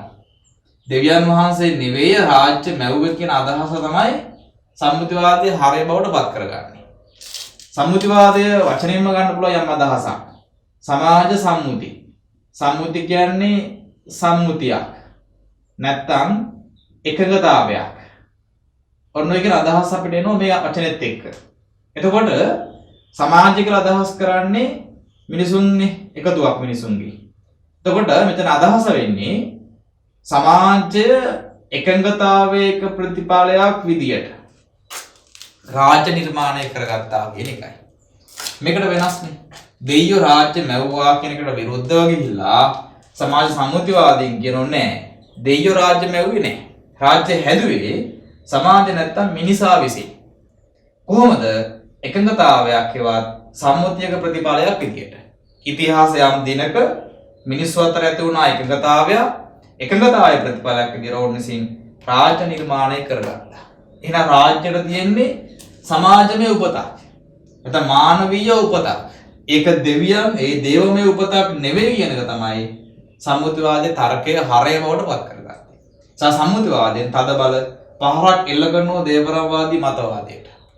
අවසානයේ දේවවරම්වාදී වලි මතවාද මූලධර්මවාදී ඉගැන්වීම් අභාවයටපත් වෙන සම්මුතිවාදයේ ලොකු දායකත්වයක් දුන්නා. එහෙනම් සම්මුතිවාදී කියලා අදහස් කරන්නේ අපි සමාජය නැත්තම් මිනිසුන් එකඟතාවයක ප්‍රතිඵලයක් වශයෙන් රාජ්‍ය බිහිවුණයි කියලා අදහස ඉදිරිපත් කරන මතවාදය වෙන්නේ සමාජ සම්මුතිවාදය. මොවුන්ගේ අදහස උනේ රාජ්‍ය නිර්මාණය කරේ සමාජ නැත්තම් මිනිසුන් විසින්. කොහොමද සම්මුතියක එකඟතාවයක ප්‍රතිඵලයක් විදිහට. එකඟතාවය ඇති උනේ ඉතිහාසයම් දිනක. එහෙම මේ මතවාදයේ අදහස් ඉදිරිපත් කරපු ප්‍රධාන චින්තකයෝ 3 දෙනෙක් ඉන්නවා. එක්කෙනෙක් නෙවෙයි. මේ ආරම්භකයා බවට පත් වෙන්නේ තෝමස් හොබ්ස්. මම කෙටි කරලා දැම්ම ටියුට් එකේ ඇති. තෝමස් හොබ්ස්ගෙන් පස්සේ ජෝන් ලොක්. ඊට පස්සේ ෂෝන් ෂාක් රූසෝ. හොබ්ස් 16 වන සියවසෙත් ලොක් 17 වන සියවසෙත් රූසෝ 18 වන සියවසෙත් මේ අදහස් එකතු කරලා තිබ්බයි. කියන්නේ මේකේ ආරම්භකයා තෝමස් හොබ්ස්. මෙයාලා කරේ ඉස්සරහට අරගෙන ආපු එක තමයි. කොහොමත් හොබ්ස් ලොක් දෙන්නම බ්‍රිතාන්‍ය ජාතිකයෝ රූසෝ පමණක් ප්‍රංශ ජාතිකයෙක් බවට පත් වෙනවා. මෙයාලා තමයි සම්මුතිවාදයේ මූලිකව පෝෂණය කරනු ලැබුවන් කියලා දේශපාලන සාහිත්‍යය අපිට හමු වෙන්නේ. එහෙනම් සම්මුතිවාදී චින්තකයෝ 3 දෙනෙක් ඉන්නවා. කෙටි කරලා අපි කියනවා හොබ්ස් ලොක් සහ රූසෝ. හොබ්ස් ලොක් රූසෝ තමයි එහෙනම් සම්මුතිවාදී කියලා දේශපාලන සාහිත්‍යය තුළ කතා කරන්නේ. මේ පරිබාහිර වෙන කිසිවෙකු සමාජ සම්මුතිවාදී න්‍යායට මතවාදයට අයත් නැහැ. මෙයාලා පමණමයි මේකට අයත් චින්තකයන් බවට පත් වෙනවා. එතනින් පස්සේ මේ තුන්දෙනා විසින්ම රාජ්‍ය බිහිවීම සම්බන්ධව ඒ සම්මුතිය ඇතිවීම සම්බන්ධව යම් විස්තරයක් අර්ථකථනයක් ඉදිරිපත් කරා. දැන් ඔවුන්ගේ අදහස අනුව නම් අපි මේ ජීවත් වෙන රාජ්‍ය කියන ආයතනය ගත්තොත් ඒක බිහි වෙලා තියෙන්නේ මිනිස්සු අතර ඇතිවෙච්ච සම්මුතියක් කරහා. සම්මුතියට කලින් මිනිස්සු ඉඳලා තියෙනවා. හැබැයි රාජ්‍යයක් නොමැති වෙලා තියෙනවා. එහෙනම් අපිට මේ සමාජයේ ප්‍රධාන කොටස් දෙකකට බෙදන්න පුළුවන්. රාජ්‍යයක් ඇති සහ රාජ්‍යයක් නැති. රාජ්‍යයක් ඇති වෙන සම්මුතියෙන් පස්සේනේ. රාජ්‍යයක් නැති සම්මුතියට කලින් අපි නමක් දෙනවා. මේ සමාජය ප්‍රකෘති සමාජය කියලා, මේ සමාජය සිවිල් සමාජය කියලා. මේකට තවත් නමක් තියෙනවා. ස්වාභාවික සමාජය කියන්නේ මේකට. එතකොට සමාජයේ ප්‍රධාන කොටස් දෙකකට බෙදා ගන්න පුළුවන්. ඒකට පදනම් බවට පත් වෙන්නේ මේ සම්මුතිය. සම්මුතියෙන් තමයි රාජ්‍ය බිහි වෙන්නේ. ඒ කියන්නේ සම්මුතිය ඇති වෙන්න කලින් රාජ්‍යයක් තිබිලා නැහැ. රාජ්‍යයක් නොමැති සමාජය හඳුන්වනෝ ප්‍රකෘති සමාජය කියලා. සරලයි. රාජ්‍යයක් පවතින සමාජය අපි හඳුන්වනෝ සිවිල් සමාජය කියලා. එහෙම රාජ්‍යයක් සිවිල් සමාජයක් ගොඩනගන්න ප්‍රධාන හේතුව උනේ ඇතිවෙච්ච සම්මුතිය. ඒ සම්මුතිය ගහන්නේ කවුද? ප්‍රකෘති සමාජයේ හිටපු මිනිස්සු විසින්. ඔන්නෝම තමයි රාජ්‍ය වුන් විසින් නිර්මාණය කරගත්තේ කියලා මේ තුන්දෙනා විසින් මූලිකව අර්ථකථනය කරලා තිබේ. හැබැයි ඔවුන් තින්දෙනාගේ අදහස් මේ කියන කාරණාවේදී පොදු වුණාට යම් තැනකදී වෙනස් වෙනවා. ඒ තැන තමයි මෙහෙම සම්මුතියක් කරා රාජ්‍ය බිහි වුණයි කියලා කිව්වට ඒ සම්මුතිය ඇති වෙන්න බලපාන යම්කිසි හේතුවක් තියෙනවනේ. ප්‍රකෘති සමාජය ඇතුලේ සිදුවෙච්ච යම්කිසි ක්‍රියාවලියක් නිසා තමයි මිනිස්සු සම්මුතියක් ගන්න මට්ටමකට පෙළඹුණේ. ඒ සම්මුතිය හරහා තමයි එතකොට මේ රාජ්‍ය බිහි කරගත්තේ. ඔන්න ඔතනදී තුන්දෙනා වෙනස් වෙනවා. හොබ්ස්, ලොක් සහ රූසෝ මේ සම්මුතිය ඇති වුණේ කොහොමද, මිනිස්සු එතෙන්ට පෙළඹුණේ කොහොමද කියලා කිනකට වෙනස් අදහස් තුනක් දක්වනවා. ඒ අදහස් තුන වෙනස් වෙන අදහස් තුනක් නිසා අපිට මේ තුන්දෙනා වෙන වෙනම අරගෙන මේ අදහස් තවදුරටත් විස්තරාත්මක සාකච්ඡා කරන්න වෙනවා. එහෙනම් මෙතනින් එහාට අපි සාකච්ඡා කිරීමක් කරනවා හොබ්ස්ට අනුව ප්‍රකෘති සමාජයේ මිනිස්සු සම්මුතියක් ගැහුවේ කොහොමද, එතනින් රාජ්‍ය බිහි කරගත්තේ කොහොමද. ඊට පස්සේ ලොක්ට අනුව ප්‍රකෘති සමාජයේ මොන වගේද සම්මුතියක් ගැහුවේ ඇයි, සම්මුතියෙන් පස්සේ රාජ්‍ය බිහි කරගත්තේ මොන විදියටද. රූසෝට අනුව ප්‍රකෘති සමාජයේ මොන වගේද සම්මුතියක් ගැහුවේ ඇයි, එතනින් පස්සේ රාජ්‍ය මොන වගේද. ඒතර අපිට තුන්දෙනා අරගෙන මේ අදහස් ටික වෙන වෙනම සාකච්ඡා කරන්න වෙනවා. ඒතර මේ තුන්දෙනා එක්ක අපිට මේකෙදි කතා කරන්න වෙනවා මාතෘකා තුනක් ගැන. ඒ ප්‍රකෘති සමාජ ගැන, සම්මුතිය ගැන හා සිවිල් සමාජයේ හෙවත් රාජ්‍ය ගැන. මේ තුන්දෙනා ඒ ගැන දක්වපු අදහස් මොකක්ද කියලා අපි සාකච්ඡා කිරීමක් කරමු වෙන වෙනම අරගෙන. ඒ හරහා තවදුරටත් මේ අදහස් ටික සාකච්ඡා කරගන්න, විස්තර කරගන්න, යම් අදහසක් ගන්න ඔබට හැකි වෙයි. මේ චිත්‍රය අමතක කරන්න එපා. මේ චිත්‍රය අතිශය වැදගත්. මේ චිත්‍රය අමතක වුණොත් මේ කියන අදහස් ටික ඔබට එකතු කරගන්න, සාරාංශගත කරගන්න බැරි වෙයි. මේ චිත්‍රය ඔළුවේ තියාගෙන අපි අර තුන්දෙනාගේ අදහස් තුන වෙන වෙනම අරගෙන බලමු. ඒ හරහා පුළුවන් මේ කතාව තවදුරටත් විස්තරාත්මක ඔබට ඉගෙන ගන්න සහ තේරුම් ගන්න. හා අපි කියන මුලින්ම යනවා මෙන්න මෙයා දිහාවට. ඒ තමයි හොබ්ස්. අපි කියන දීර්ඝ නමක් විදිහට කිව්වොත් තෝමස් හොබ්ස්. තෝමස් හොබ්ස් ජීවත් වෙන්නේ අපි කලින් දුන්නා බ්‍රිතාන්‍යයේ. මොන සියවසේද? 16 වෙනි සියවසේ. තෝමස් හොබ්ස් ජීවත් වන මේ 16 වෙනි සියවස වෙනකොට බ්‍රිතාන්‍ය සමාජයේ තිබ්බේ තනි රාජ්‍යයක් විදියට නෙවෙයි, කෑලි කෑලි කැඩිලා තිබිච්ච උපරාජ්‍යයක් විදියට. කුමාර රාජ්‍යයක් කියලා අපි කියන්නේ. පාලකයෝ ගොඩක් රට කෑලි වලට බෙදාගෙන. එහෙම සමාජයක් තමයි බ්‍රිතාන්‍යයේ තිබ්බේ තෝමස් හොබ්ස් මේ ඉන්න 16 වෙනි සියවසේ. හොබ්ස්ට අවශ්‍ය වුණාලු මේ බ්‍රිතාන්‍ය තනි බලවතෙක් බවට පත් කරගන්න. කියන්නේ කුමාර රාජ්‍යයන් ටික ඔක්කොම එක රජෙක් යටතට අත්පත් කරලා දීලා දැවන්ත අධිරාජ්‍යයක් ගොඩනගන්න හොබ්ස්ට ලොකු උමනාවක් තිබ්බලු. ඒ උමනාවත් එක්කලු මේ කියන මතවාදය ආවිසි ඉදිරිපත් කරේ කියලා. මමත් ඒකත් ඔළුවේ තියාගෙන ඉස්සරහට ඒක වැදගත් වෙයි. අපි යනවා දැන් තෝමස් හොබ්ස් ඉදිරිපත් කරපු මේ සම්මුතිවාදී අදහස් මොන වගේද කියලා බලන්න. මෙහෙමයි වෙන්නේ. තෝමස් හොබ්ස් 16 වෙනි සියවසේ පොතක් ලියනවා. ඒ පොතේ නම තමයි ලෙවියාතන්. සිංහලෙන් ලිව්වොත් ලෙවියාතන්. ඔය පොතෙන් තමයි තෝමස් හොබ්ස් සම්මුතිවාද ගැන කතා කරලා තියෙන්නේ. තෝමස් හොබ්ස් කතාව කියන්න පටන් ගන්නවා. එයා කියනවා මේ ලෝකෙට රාජ්‍ය කියන එකක් එන්න කලින් තිබුණේ ප්‍රකෘති සමාජයක්. ස්වාභාවික සමාජයක්. ඒ සමාජය මොන වගේද කිව්වොත් ඒ සමාජයේ මිනිස්සු ගත කර ඊටාම ව්‍යාකූල සමාජ ජීවිතයක්. මේක ඇතුලේ රාජ්‍යයක්වත් පාලකයෙක්වත් නීතියක්වත් සදාචාරයක්වත් කිසිවක් තිබුණේ නැහැ. මිනිස්සු එකිනෙකාට යම්කිසි තරංගයක ජීවත් වුණා. ඒක හැමෝම පාලක වෙන්න උත්සාහ කරපො. හැමෝම ශක්තිවන්ත වෙන්න උත්සාහ කරපො. මිනිස්සු එකිනෙකා අවිභව අරගලයක යෙදුණලු තමගේ ශක්තිය උරගා බලන්න. අපි දකින අදටත් ඔය තියෙන සමහර ගෝත්‍රික රාජ්‍යයන් ඇතුලේ ඔය කියන ශක්තිවන්තයින් උත්සාහ කරලා නායකයෙක් වෙන්න හදන්නේ. ඒතර මේ සමාජයේ මිනිස්සු අතර එහෙම යම්කිසි ව්‍යාකූලත්වයක් ගොඩනගෙනවා. තමගේ ශක්තිය උරගා බලන්න ඕන අතර තරංගයක් ඇති වෙනවලු. දැනුමින් සන්නද්ධ නොවනකොට ඔවුන් බලන්නේ කායික වශයෙන් සන්නද්ධ වෙන්න.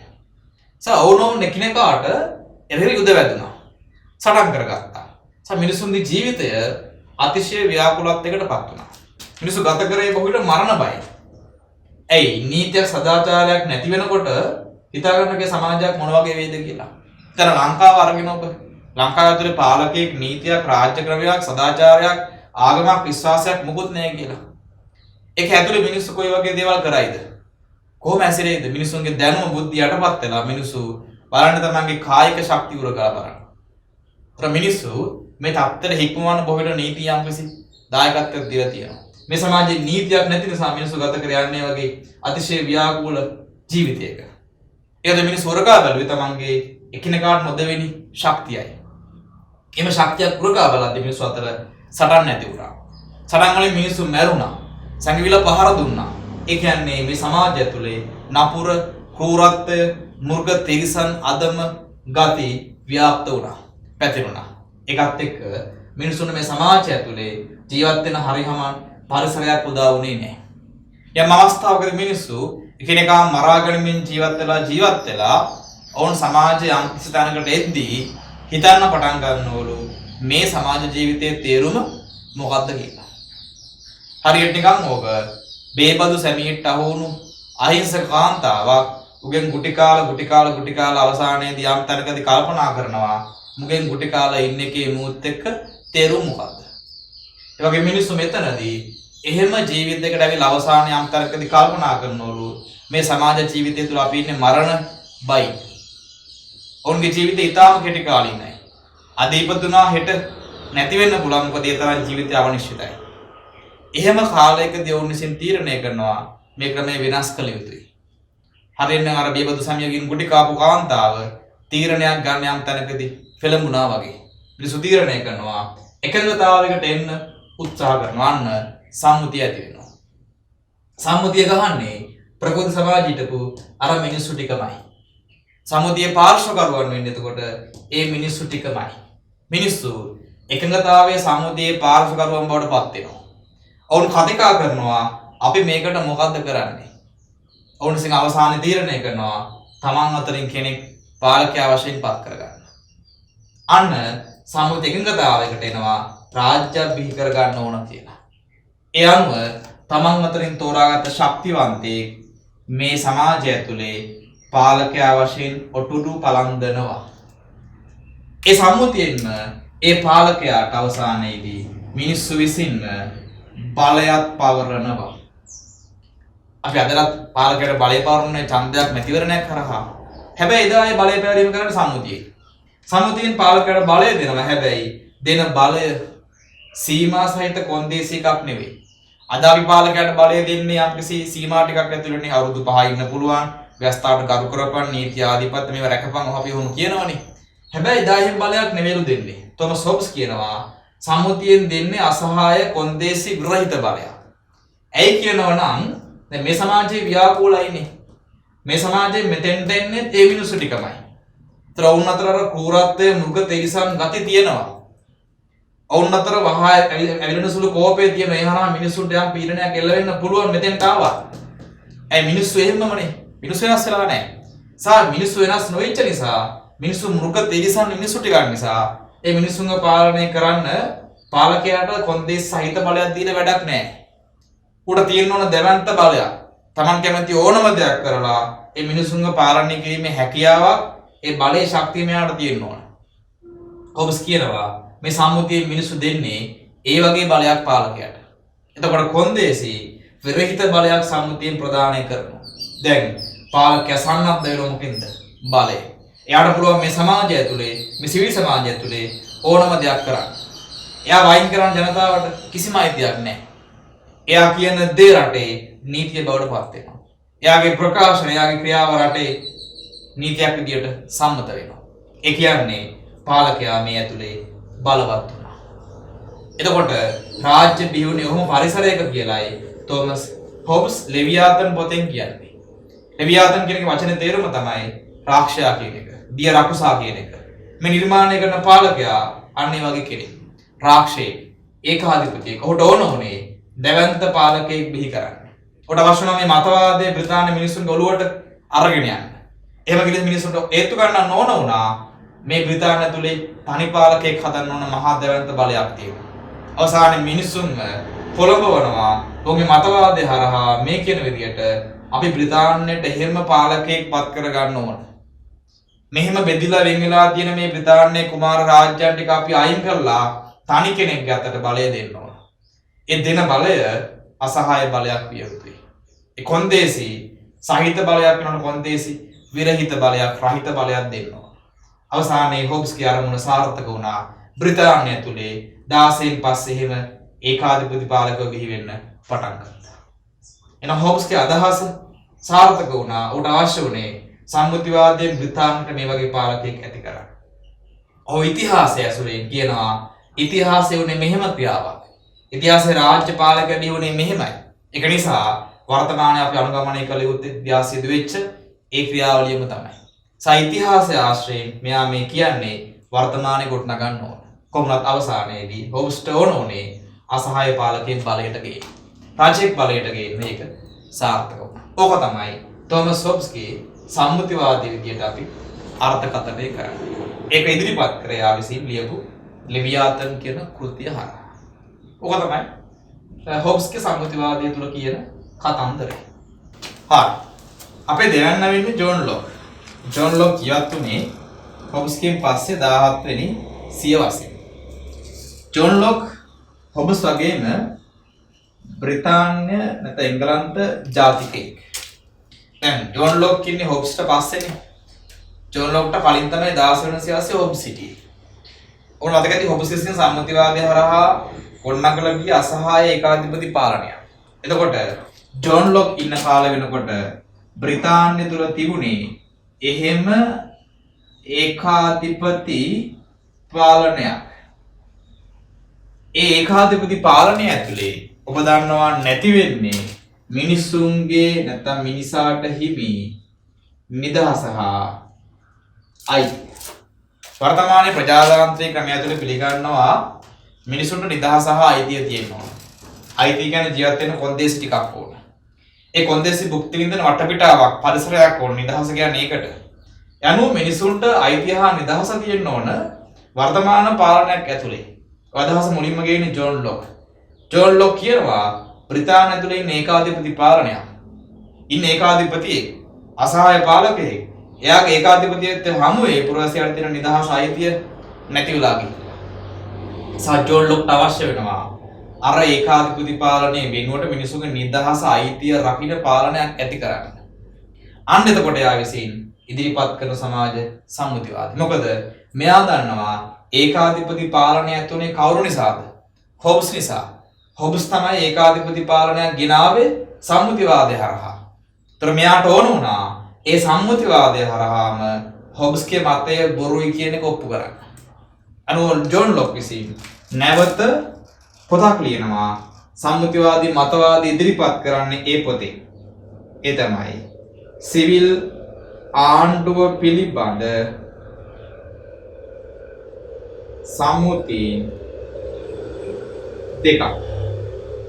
තව විදිහකට අපිට කියන්න පුළුවන් ඕක සිවිල් සමාජයේ පිළිබඳ සම්මුතීන් දෙකක් කියලා. ඔය පොතේ ජොන් ලොක් ඒත්තු ගන්නවා කොහොමද සම්මුතිය ඇති වුනේ? ඒතර මෙයාට අවශ්‍ය වුණේ හොබ්ස්ගේ සම්මුතිය ඇති වුණු ආකාරය වැරදි ඒක මෙහෙම වෙන්න ඕන කියන එක පෙන්වන්න. ඒ අනුව ලොක් මේ පොතේ ඉතිහාසය ඇතුලේ කොහොමද සම්මුතියක් ගහ රාජ්‍ය බිහි කරයි කියන කතාව හොබ්ස්ට වඩා වෙනස් විදිහකට කියන්න උත්සාහ කරා. අපි දැන් බලමු මේ අදහස ලොක්ගේ මොන වගේද තිබ්බේ කියලා. ලොක් කියනවා සම්මුතිය තියෙන කලින් මේ ලෝකේ ආරම්භයට ගියොත් හම්බෙන්නේ ප්‍රකෘති සමාජයනේ. මුල් කාලන සමාජය. ඒ ප්‍රකෘති සමාජයේ මිනිස්සු ව්‍යාකූල නැහැ හොබ්ස් කියෝ විදියට. එයා කියනවා හරිම ප්‍රීතියෙන් හා සාමකාමීව ජීවත් වුණා. සතුටින් සාමයෙන් මිනිස්සු කටයුතු කරා. එම සතුටින් සාමයෙන් කටයුතු කරන්න ප්‍රධාන වශයෙන් හේතු උනේ ඒ සමාජය තුළ තිබිච්ච ස්වාභාවික නීතිය. මිනිස්සු ඉසින්ම එකඟතාවයකට ඇවිල්ලා යම් හදාගත්ත නීති පද්ධතියක් තියෙනවා.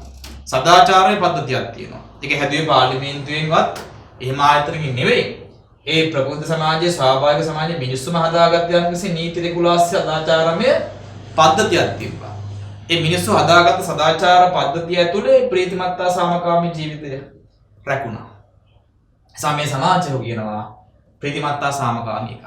හැබැයි කාලයක් ඉස්සරහට යනකොට සමාජ ජනගහනය එන්න ක්‍රමික වැඩි වෙනවා. වැඩි වෙන ජනගහනය එක්ක අදහස් වෙනස් වෙනවා. ඒ අදහස් වෙනස් වීමත් එක්ක අර මිනිස්සු හදාගත්ත ස්වාභාවික නීති යම් මූලධර්ම උල්ලංඝනය වෙන්න පටන් ගන්නවා. එහෙම සදාචාරමය නීති පද්ධතිය සදාචාර මූලධර්ම උල්ලංඝනය වෙනකොට යම් කොටසක් ඒ කියන්නේ සමාජයේ යම් තවතුනා දැනුමක් තියෙන පිරිසක් එහෙම මේ නීතිය කඩන කට්ටියට එරෙහිව තමන්ගේ බලය යොදන්න උත්සාහ කරනවා.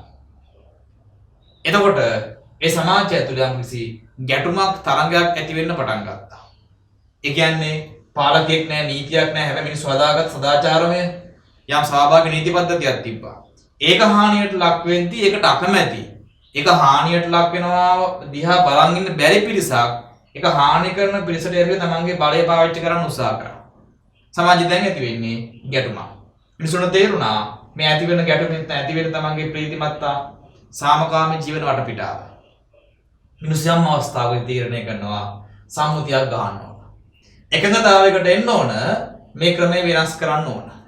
ඔවුන් සම්මුතියකට එකඟතාවයකට එනවා.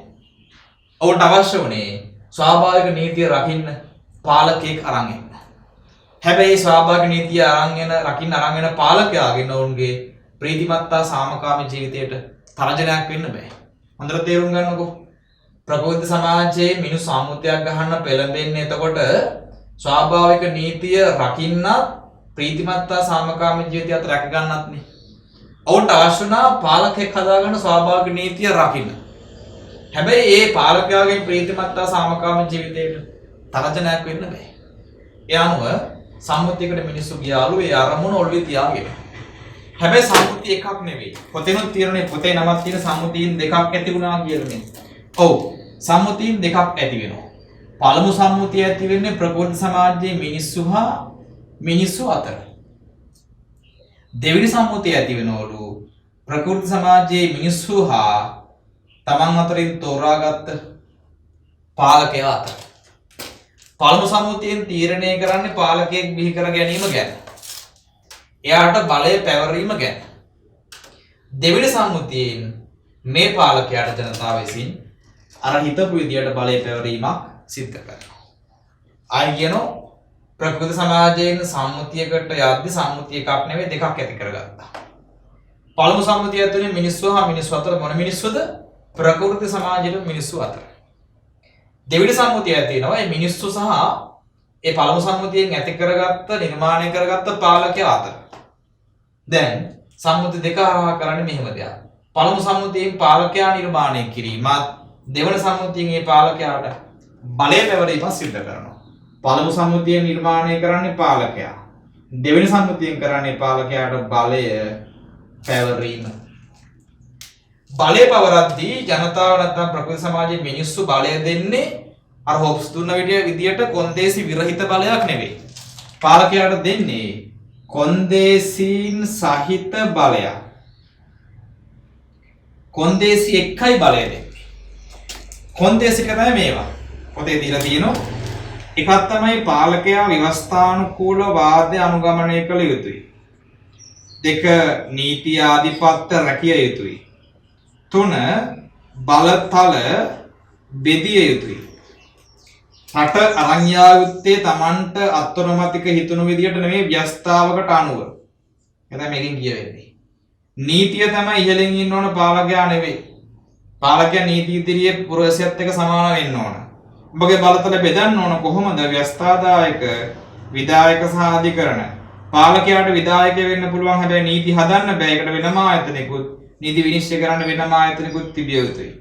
දැන් පාලකයාට ජනතාව දෙන්නේ මේ දෙවෙනි සම්මුතියේදී කොන්දේසි සහිත බලයක්. කොන්දේසි ටික තමයි මේ තියෙන්නේ.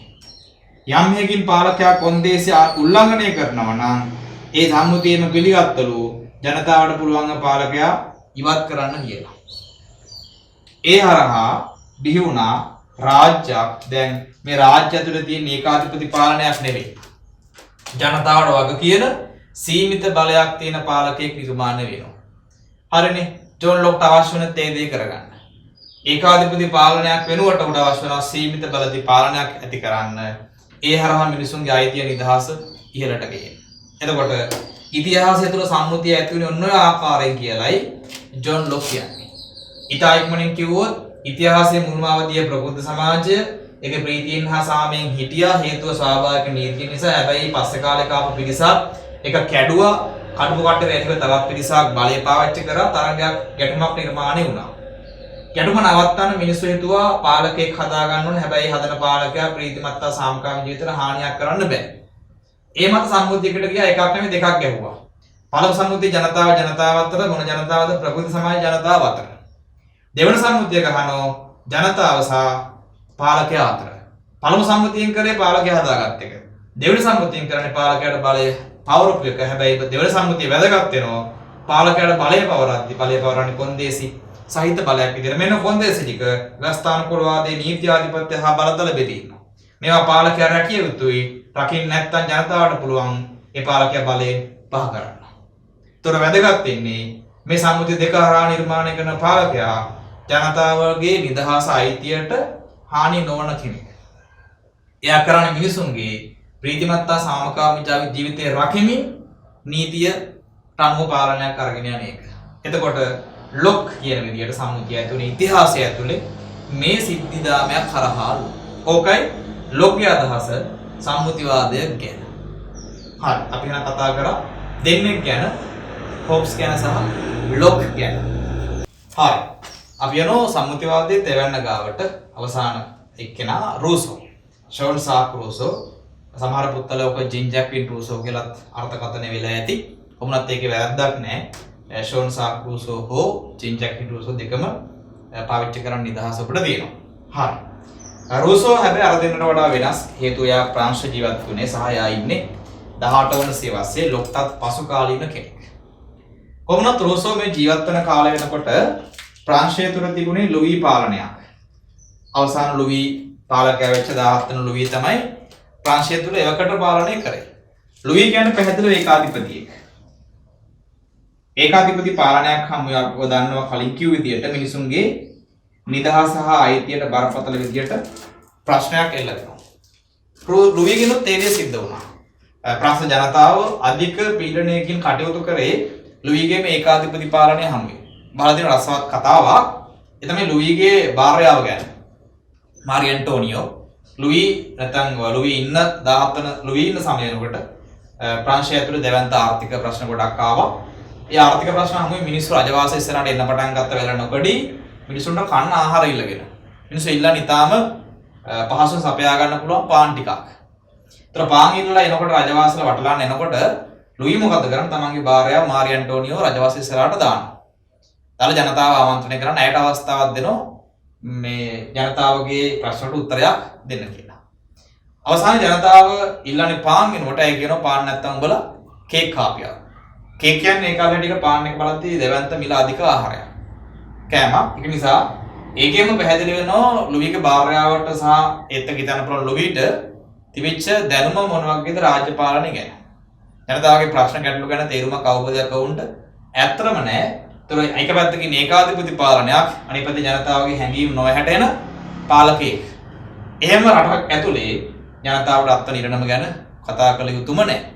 ඒක ඊටාම සෝචනීයයි. එහෙම දෙයක් ප්‍රාශ්‍ය ජනතාවටත් වුණා ලුවිගේ ඒකාධිපති පාලනය හැම මිනිසුන්ගේ නිදහස අයිතිය විතරක් නෙවෙයි මූලික අවශ්‍යතා ටිකවත් සපයා ගන්න ඕන්ට හැකියාවක් ලැබුණේ නැහැ. රුසෝ ජීවත් වුණේ එහෙම පාලනයක් ඇතුලේ. රුසෝ යනවා එංගලන්තයට.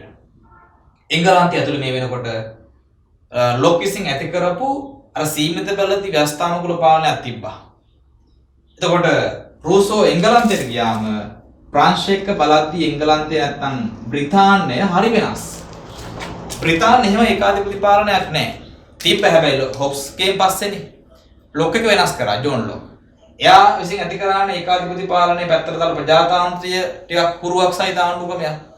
එතකොට මේක දකිනවා රුසෝ. රුසෝ දැක්ක ප්‍රංශය ඇතුලේ ඊට වඩා එංගලන්තයේ බ්‍රිතාන්‍ය ජනතාව අධික නිදහසක් භුක්ති විඳිනවා. මෙයා මේකට හේතු හොයන්න පටන් ගන්නවා. එයා දැක්කා බ්‍රිතාන්‍යත් ඉස්සර මෙහෙමයි. හොබ්ස්ගෙන් පස්සේ කාලය ලොක්ට එන්න කලින් අවධිය ඇතුලේ මෙහෙමයි. ප්‍රංශය වගේම බ්‍රිතාන්‍යයේ ඒකාධිපති පාලනයක් ඇතුළත ජනතාව නිදහස අයිතිය නැති කරගෙන හිටියේ.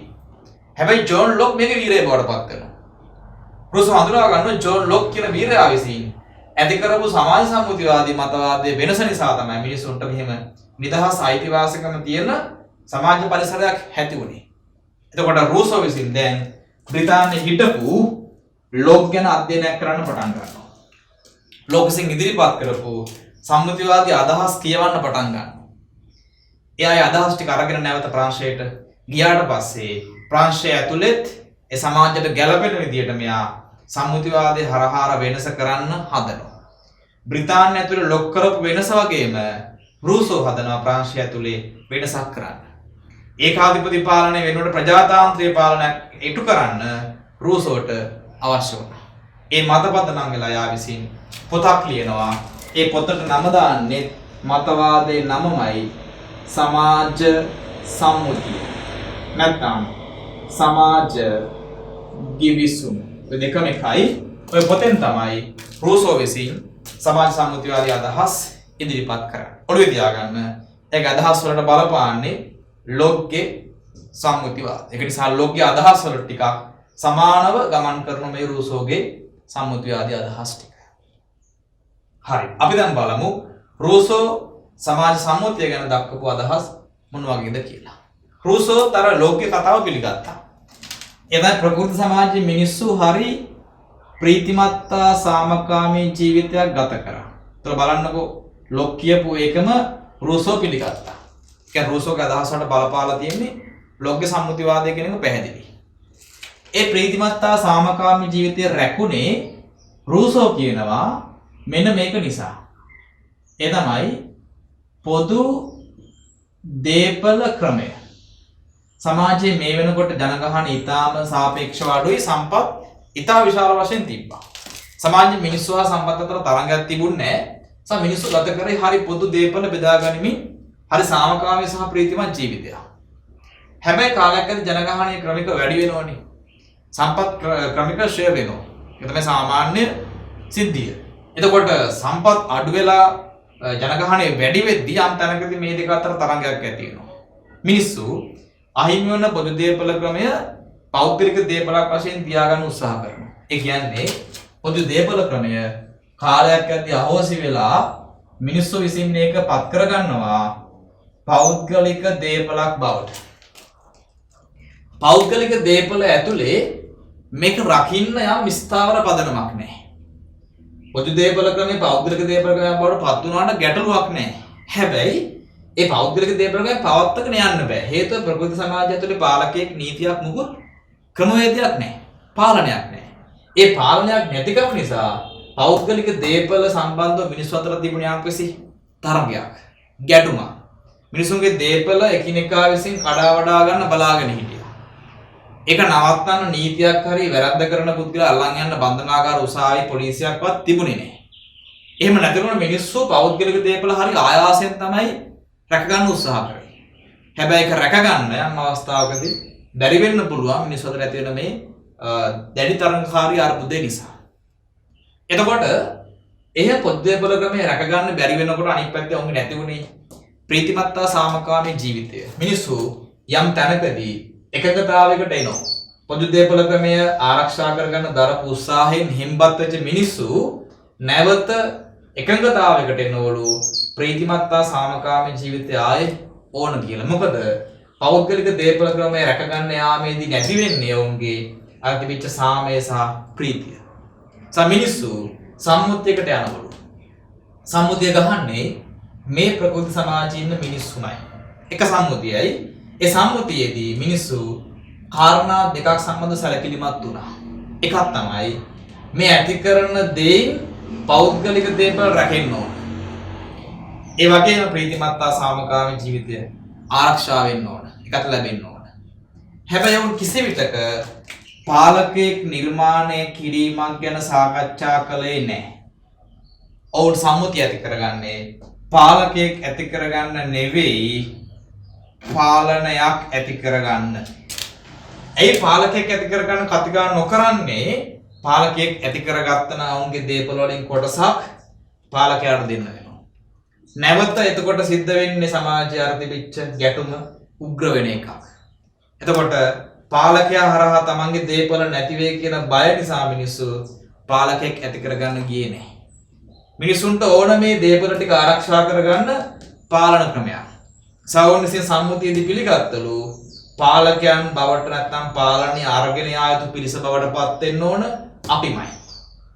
ඔවුන් සම්මුතියේදී දේපල වලින් වෙනස් වුණු මිනිස්සු පාලනය සම්බන්ධව ඔවුන්ට සමාන බලයක් තියෙන අදහස පිළිගත්තා.